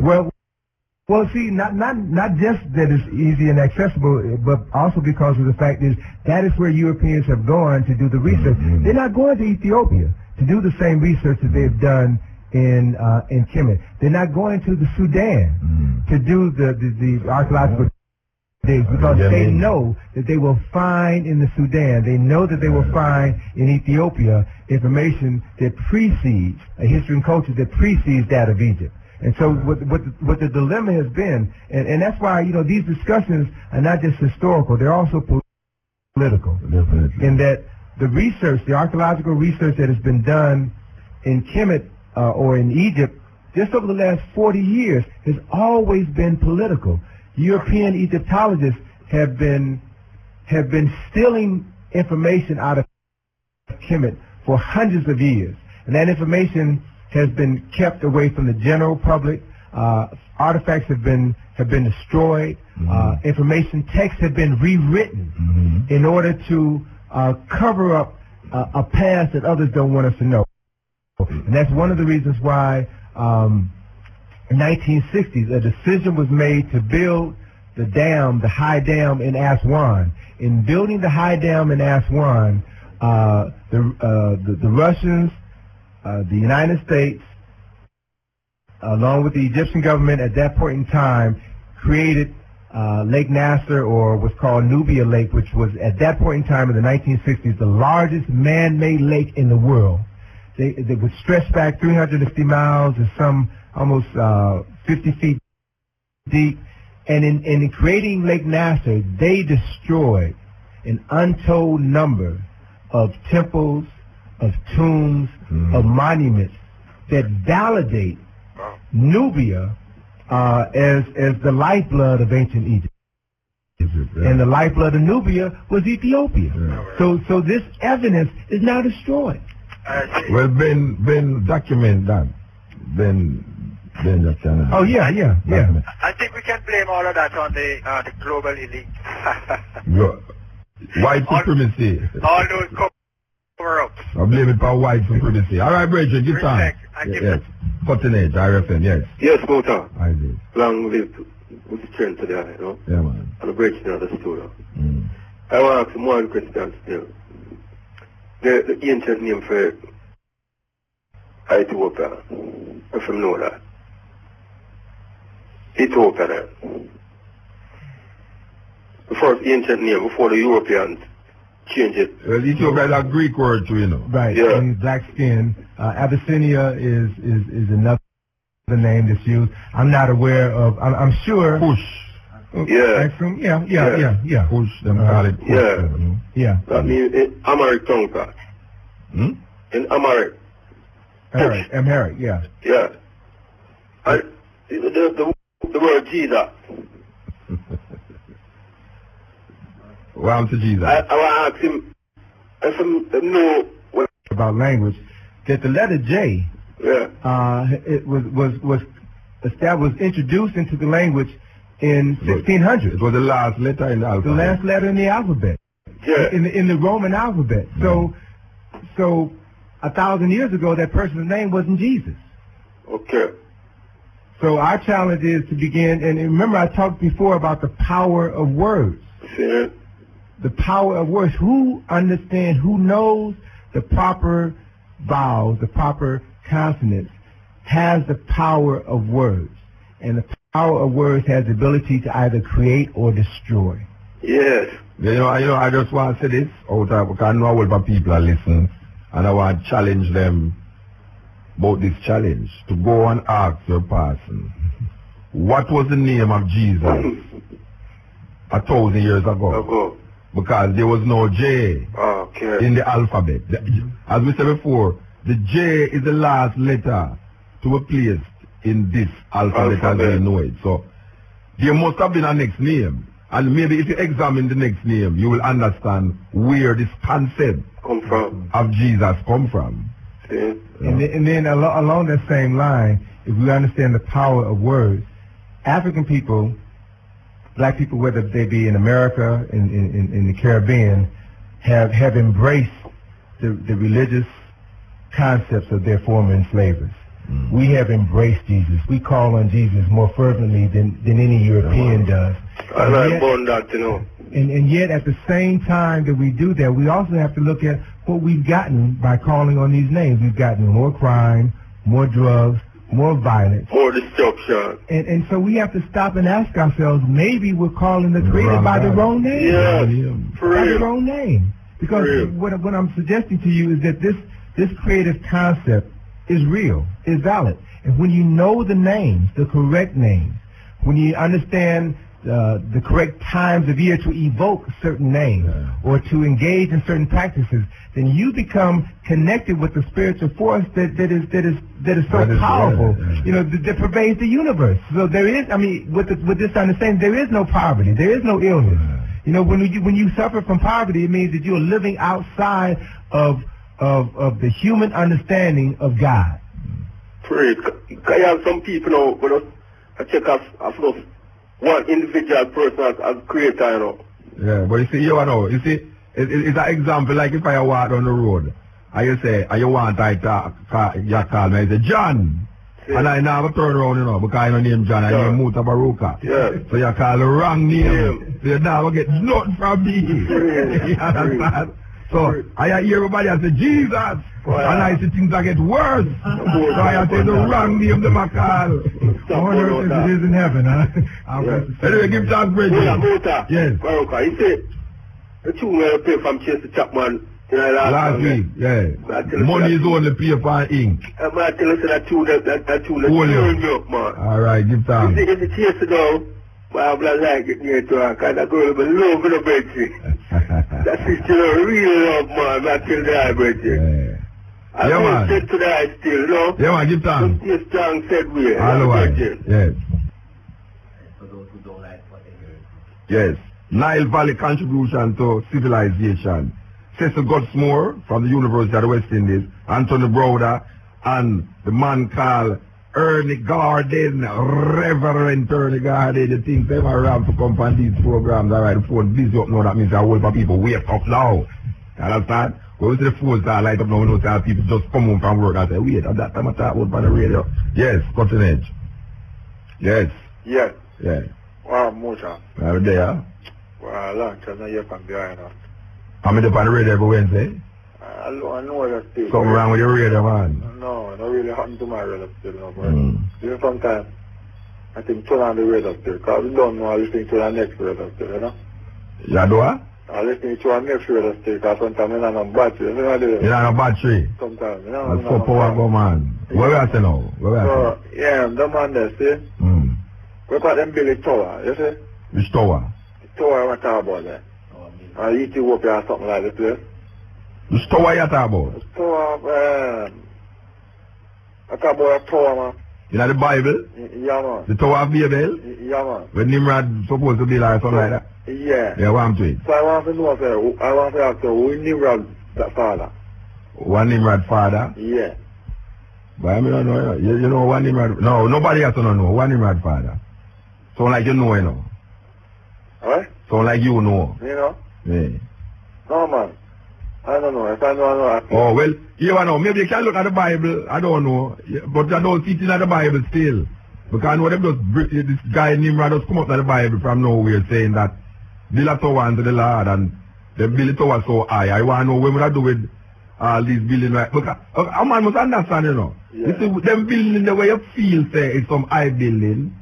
It's some building where you all look down and can't jump off, you know. And then a tall building like World Trade Center, even the tallest, the shortest building in Kingston. Hey, watch your man. You see the hotel down at Watch Rails, that's all? There's no building in Israel at those places that was as tall as any building in Jamaica here. Trust me to that. Yeah. So when you hear these guys talking about Nimrod built tower that gone to the sky and because it is too high, it starts to confuse the world. That means that the whole of should get confused when them build a certain building and all. Yeah. I mean, nobody get confused through tall building and go up. Because we have some 100 and odd story building going up. You know, so something is intrinsically wrong with the argument that because the building will go up, them confuse language. That is a mythological, and that is a myth. It's a folk tale. It's not even a myth because myth have some remnants of truth in it. It's just you have to decipher out it, you know. A myth is really masking of a truth. You know, it's like, you know, you use masks to put over your face. Symbols and metaphors, you know, represent profound concepts. Yeah, the idea of the world language coming out of the building of a building, to me, is very, you know, weird, strange, you know. So Gabriel, is it? Gabriel is the archangel. Yeah? Where breed Mary. Yeah. So? Where give Mary the reasoning. Where is about so it? I'm a Jesus father, right? Why, I don't know. I don't even know if there was a Jesus. Is that no? That's the problem you have, you know. Eh? I just was a Jehovah, anyone wants but that me sure something I recall him because me no give credence to it. Maybe the virgin give credence to it, him can talk to you about it. Because I don't give credence to that story there's nothing. No. You might ask about Gabriel. Where if I Gabriel are Jesus' father. I couldn't even begin to answer that. You know, the bottom line is, brother, and everybody who's listening, the Bible was not written by God. The Bible was written by men. Matter of fact, the Bible consists of 66 different books that were written by 66 different men over a period of 3,000 years. Right? And the people who wrote these books borrowed from the stories, the myths, the fables of other cultures in order to create this new book, what was new to them. And so what I'm suggesting is that as a minister, a friend of mine shared with me that the Bible is not true. Good friend of mine who's a minister, the Bible is not true. What you have to learn to do is to find the truth within it and utilize that truth. And that which is not true, put it to the side. We have to begin to learn to find truth exists in various forms, in various things. And we have to begin to become strong enough, brave enough to seek the truth wherever we may find it. Okay. All right, brethren. So, hold on. Then Maccabee Bible now, is it? The Maccabee Bible is just two books about a Jewish family. Okay. In a them time. It's not really a Bible as such. It's just some books about a family. It's like a biography of a family named Maccabees. You understand? Seven brother and them way there. You understand? Bring back Maccabee version. It's come like in Ghana, the same mythology too. There's over 125 versions of the Bible. Okay. 125 versions or interpretations of this one so-called sacred book. So, you know, what we've got to begin to realize is that these books were written by men. Men who had an agenda, a political agenda, an economic agenda, a nationalistic agenda, who wrote their story in order to advance their agenda. Okay, brethren? Yeah. Isaac. Cutting Edge, RFM. Alia. Yes. Rastafari. Isaac. Black Impressment and I want to say. Yes, Muta. I don't want to trade the argument away. Well, don't straight then. If you say you don't want, you start by saying you don't want to do it, you have to do it. As It's a serious problem that now, you know. If you say you don't want it, you got to do it now, you know. It's like no, it's not really serious thing, but that's some word problem of me. I'm breaking about some arguments. That's what I say. Blessed love to the African brethren in the studio. Right. I'm sure we're in the African brethren, man. Why are you yeah, man, the visitor motor. But they don't say visitor, man. That's not the African brethren like the other African and Lake England. They say, blessed love to the visitor. Blessed love to all the visitors. All of the Africans over there. Yeah, man. Blessed. Yeah, Alpha and Omega. Greek that too. Yeah. But they want some proof on the word. A to Z. It's A to Z. It's Alpha is the first letter, Omega is the last letter. It's just A to Z. What it really represents agrees. Do you know that me just tell you? A to Z. It's the first letter and the last letter. The beginning and the end. It's just the beginning and the end. Like a man say, boy, from A to Z. So we're born that out. Of course. Alright. Alright. Yeah, man, that is it. Jehovah, man. Where you are about Jehovah? Yeah, man. Here, yeah, they ain't just that talk about them. Jehovah, Yahweh is really Greek, is easy, bro. But Jehovah is really the J now, which was the problem with it now, because as we just tell you before, J never in the language. Yeah. So it's Y them use. Yeah. See, Yahweh, Jehovah, Yah. You know? So Yahweh. All of them things they get a lick. Well, it's God is the mighty God, you know. Yahweh is the God of war. Alright. If you read the Old Testament, you see that. It's not the same God where in the New Testament and the Old Testament, you know. Different. Watch out, I'm going to tell you the evolution of God now. It's a serious thing, you know. God come from a war God to a political God by the prophets, you know. Because the God by the prophets is not the same God, because Isaiah now I warn you that this God is not a God of such and God of this and God of that, you know. Because remember, so now, you can see the evolution of that God when you start to read the major prophets. In Isaiah, like Isaiah, which we are referred to Isaiah. Isaiah idea of God evolved from the ideas that the Israelites who was wandering with Moses have, you know. And then when the prophets move and you find out Christianity idea of God evolved from the idea that Isaiah and the gods of Moses God have, you know. You see, you can see the, for instance, one God used to say, atone for your sin, kill such and such a portion of animal. Yeah. The next God, through Isaiah, come and say, do you think that killing animals can atone for your sin? And then the next God comes to you and say, I give my life as atonement for your sin, which is in Jesus Christ. So in Jesus Christ, it's the ultimate sacrifice based upon our Christianity. That's right. In Isaiah, he must show you, say, boy, right now, you don't kill much animal you're killing or Rasta. That never prevent you from certain things. But in a Moses tell you, say, boy, right now, this way you do certain things, to atone for that, to kill that. So what we are saying, we see the evolution of that God. That's you know, I mean, people vex when you say that, but it's a reality. Yeah. All right, we're gone. Here, Reggie? Yes, Cutting Edge, RFM. Similarities with ideas, which was one of the concepts of Christianity, which is also the concept of Buddhism, Krishna. So all of these mythologies profess to have a virgin birth incorporated in it. Other aspects of Kemetic mythologies that get seat into other. Wait, hold on, I'm going to hear what I'm saying. Yeah, Cutting Edge. Yel Muta. Yes. Hold on. Yes. Wow, hold on, the virgin. Yes. Yeah?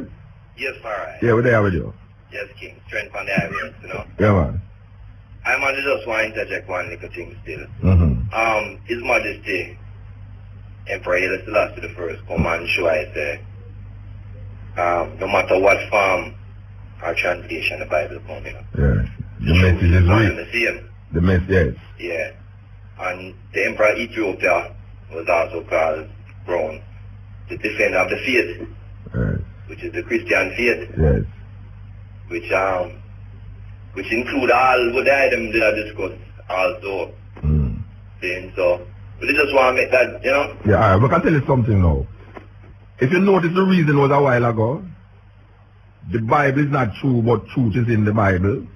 See? It's very profound. Yes, sir. That truth is in the Bible, which is that Haile Selassie said. Yes, sir. So when a man say, Haile Selassie said this, there's no contradiction in what is being said here, you know. Because man, the truth is one and the same. Yeah, that's what we are saying. Without confusion or alteration. Yeah, but we can discern from what Haile Selassie is saying, because there's information that is presented to us now that we can clearly say that Haile Selassie did not have. Haile Selassie did not have that. Yeah, for instance, computer as it is now. Haile Selassie never have that at his disposal in Ethiopia. We have that at our disposal that we can gather. There's more and more information that is presented to us in the past 20 years that has been passed to us in the 100 years. So there's things that Haile Selassie was into in Ethiopia that the revelation of it was not in Ethiopia, but it is now, which is we. You don't accept that? Yeah, but Haile Selassie is a fulfillment of revelation. No, I'm not talking about revelation as in Bible. I'm talking about like a computer. See? There is computer thing programming now that we have access to. Yeah. That Haile Selassie don't have access to it in Ethiopia. Yes, but yet still, the movement from computer, movement from United States in a creation to computer is a fall, you know, of intelligence. No, we're not talking about whether it's a fall or not, brother. So therefore, even spirits of an ancient time must have a greater intelligence. We're not fighting about it's who is intelligent more than who, you know. We're talking about information. Information we're talking about.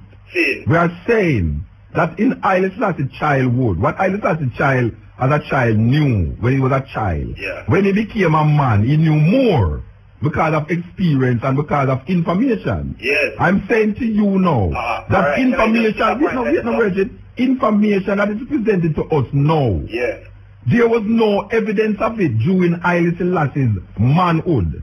Yes. So there's things now that we know.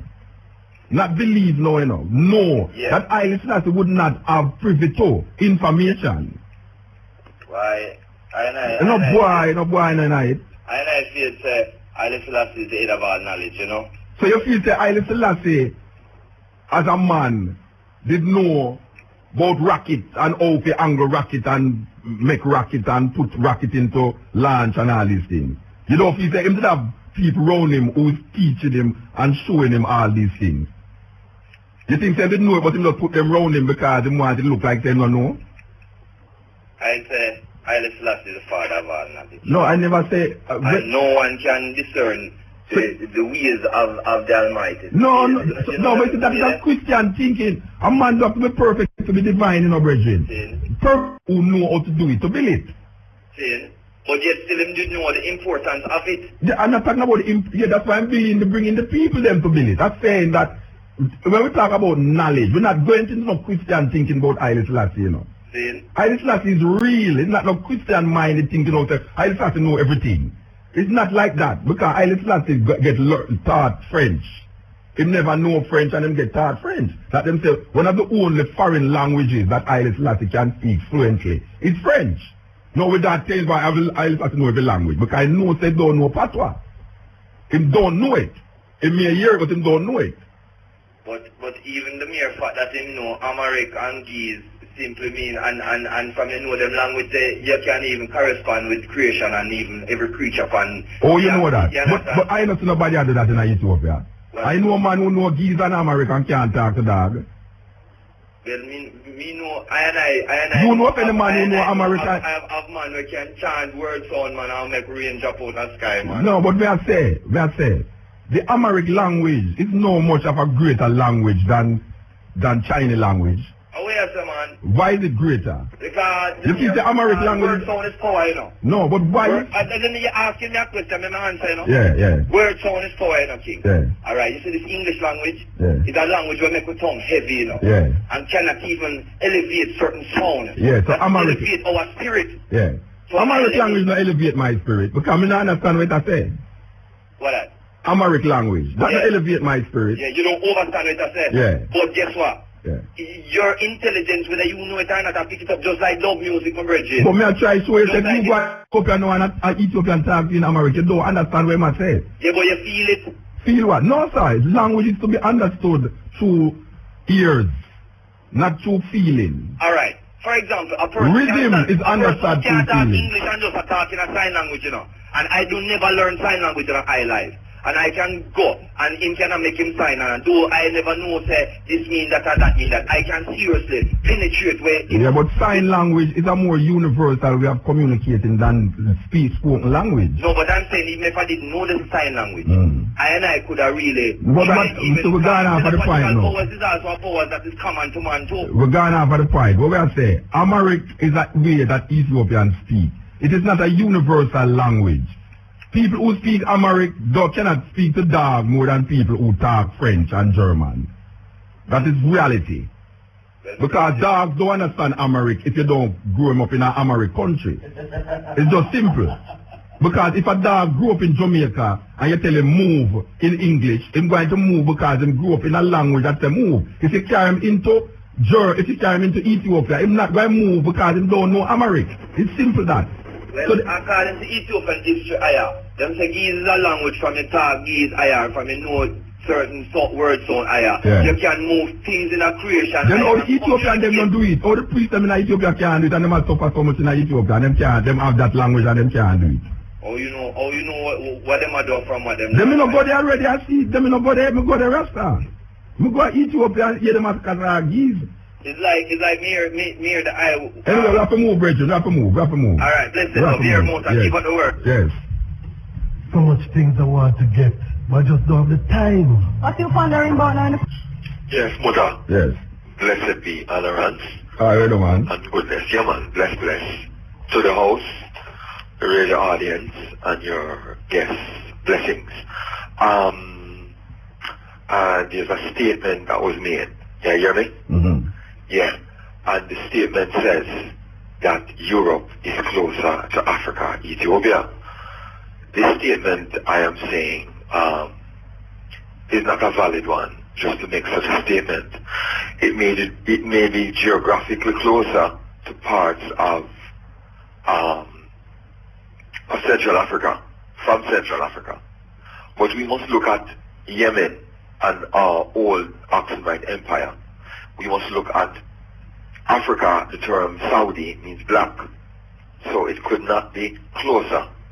We look at the Rosetta Stone, and that tells us a whole lot. The statement of Heru, the stolen legacy that is part of the Greek mythology, is all stolen as Osiris and Set and so forth.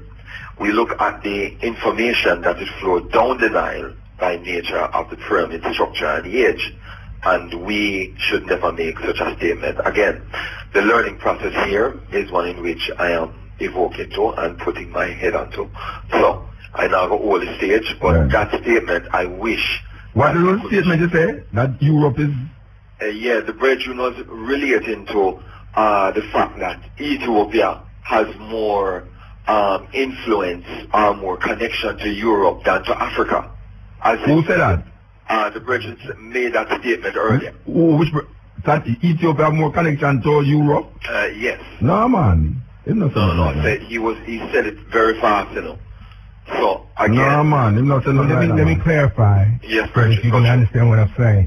The point that I was making had to do with the fact that Egypt was more accessible by the Europeans than Ethiopia was. Egypt, not Ethiopia. To whom? To the Europeans, to the Greeks, to the Romans, not the Asiatics. Yeah, but you said more accessible. How could it be when geographically we're on the landmass and it only took, let me say, camels or whatever to get here from other parts of Africa? We're talking specifically about foreigners traveling across the Mediterranean into the Nile Valley region of North. What I say, brethren, is that Egypt was more open, both commercially, socially, and things. So when Europeans like Alexander and these people Ethiopia was less accessible. Whether for mountainous, whether for the unknown mystery of it, but it was inaccessible to Europeans. So when them travel to Africa, them end up in Egypt, because Egypt was like a center. Yeah, I was aware of that. That even Alexandria was supposed to be part of a foreign land. Yes, it was on the landmass of Africa. So the statement that Egypt, Europeans, it is nearer than Ethiopia is a valid statement then. Because Ethiopia, nobody would never know about the Ethiopia because it was a mystery. Unless except for the Egyptians. But there was no great, And that didn't tell you it's a mystery, man. No, we know. That me I said mystery to the European, me I said. That is why them travels was not to Ethiopia until later down in the common centuries here. Since Lalibela and all these guys. Let me say this, John and all these people. I am not going to hold it forward, because I know I will come on Akani. We see Hippocrates and all of them going to Ethiopia to get their education. You know, and Ethiopia being the center of commerce and whatever it is. So I am saying, that was after. The statement is that everything came from Africa, and we can't even mention Europe because Africa is Ethiopian. Because even the whole statement of Africa, we delineated, we cut it off when we even mentioned it about European having access more than Africans. And that is all. Blessed still. Alright. Really, no, stop there. Yeah, is there, eh? Who that? Iman? A motor, yeah, hold on. I can show you something. Right? You know, to get to Africa right now. Yeah. You know where you have to go? You have to go either New York, Miami, or England. Yeah. Alright, wait now. Yeah, go through. To go to Africa from England, you know you can go direct. I am listening to you, Muta. Well, that is an example of accessibility to Europeans to Africa than me as a black person, an Ethiopian, to Africa. So now I am the argument what we had show personally also is that a man who did in Ghana to access Egypt as an African would be harder than a man who live in Greece. Alright. The man in Greece would have more accessibility to Egypt than the man in Ghana, even though it's still Africa. Okay. Yeah, it's just that more I said. Yeah, you hear me? Yeah. Yeah. 15 years ago when I went to Africa, I was supposed to meet you at the Black Film Festival in Ouagadougou. Right? At the time, like I said, I went through England. The access here is that all of what is being said, you know, I am not trying to diffuse or to counter any reasoning or argument, because it is better sometimes to listen than to speak. So I am saying I am here in a listening mode, not speaking against or challenging or anything of that sort. It's just one statement with a brethren was done so fast that it is necessary for bypass everybody. That it bypass everybody. Yeah, man, everything good. Yeah, bless it, yeah? Bless one. Yeah, give down, yes, continent, Irie. Yeah, man. Yeah. I have two questions to the brethren. Yeah. One is there any connection between Egyptian and extraterrestrial? And two, go ask one first. You might ask if there's any connection between Egyptian and extraterrestrial. And extraterrestrial.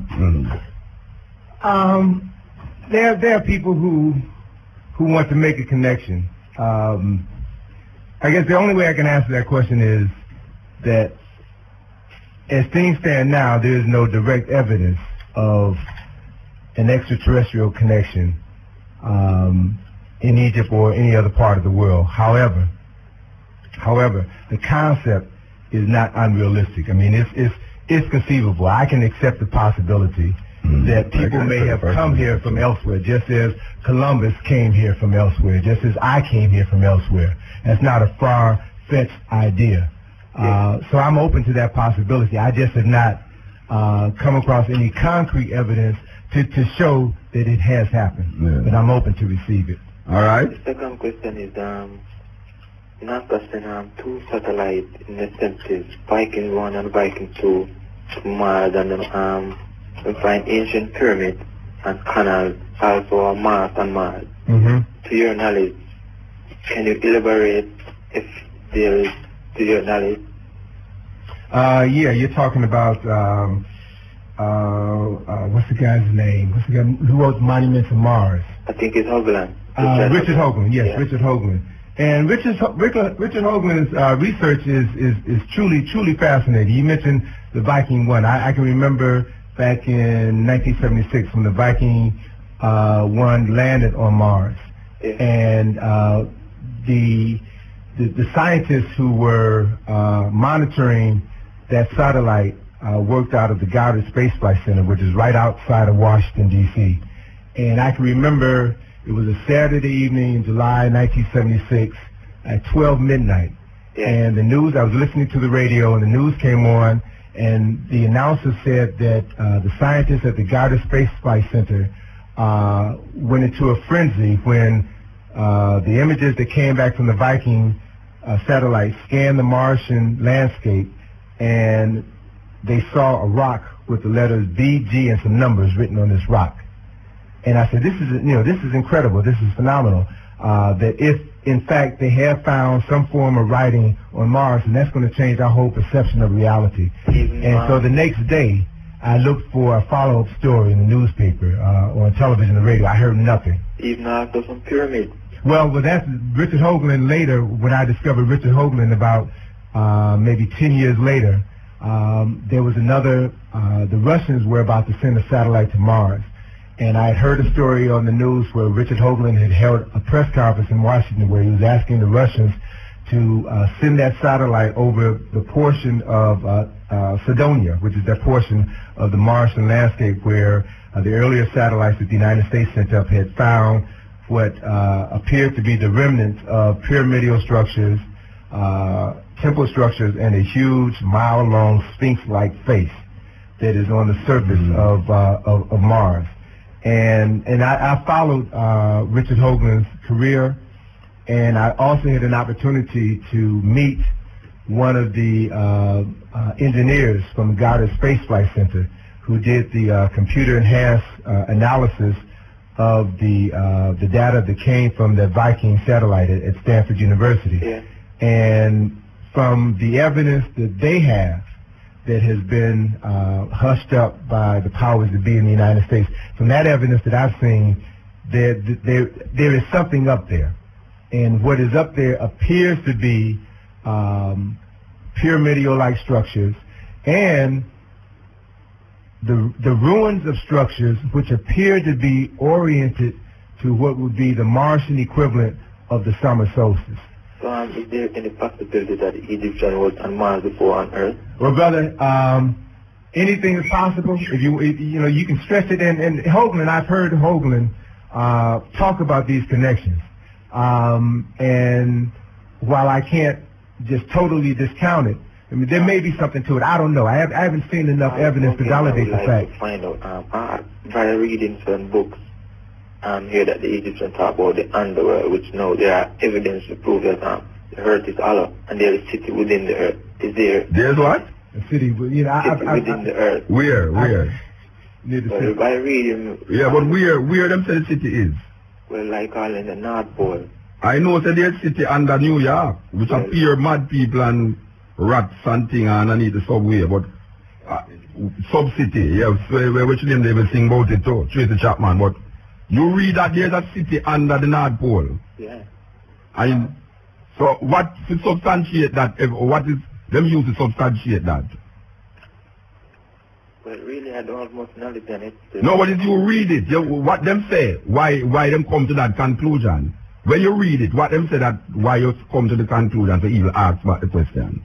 No, well, I've read some books that talk about that. No, we know, but I ask. I mean, we read book about enough things. Yeah. I mean, take for instance, the picture where I see, they have a picture, famous picture after the World Trade Center crash. Your brother stand up and see the plane underneath. No, well, they showed that was the bogus. Yeah, but here I know, they have a picture of them landing on the moon. Yeah. With the flag a fly. Breeze a blow the flag, you know. Exactly. So we are saying now, what is the substantiation of I mean, I have read these things. But what is, I'm going to know, because I read it from on the radio and say, yeah man, there's a city underneath Alaska, Rasta, because I read it in our book. You know, that is the reason, you know. Jesus walked on water because I read it in the Bible, you know, them kind of thing there. Well, to my knowledge, the whole thing is that I explosion when I went off one time, we bore a hole right through where the Grand Canyon area is, right now, where make a hollow within the earth, which there is a sun within the earth, where there are actually certain beings within the earth. Because by reading them, most of the UFO craft sighting, at least 90% of them will come out from under the earth, and the rest 10% will come from other galaxies.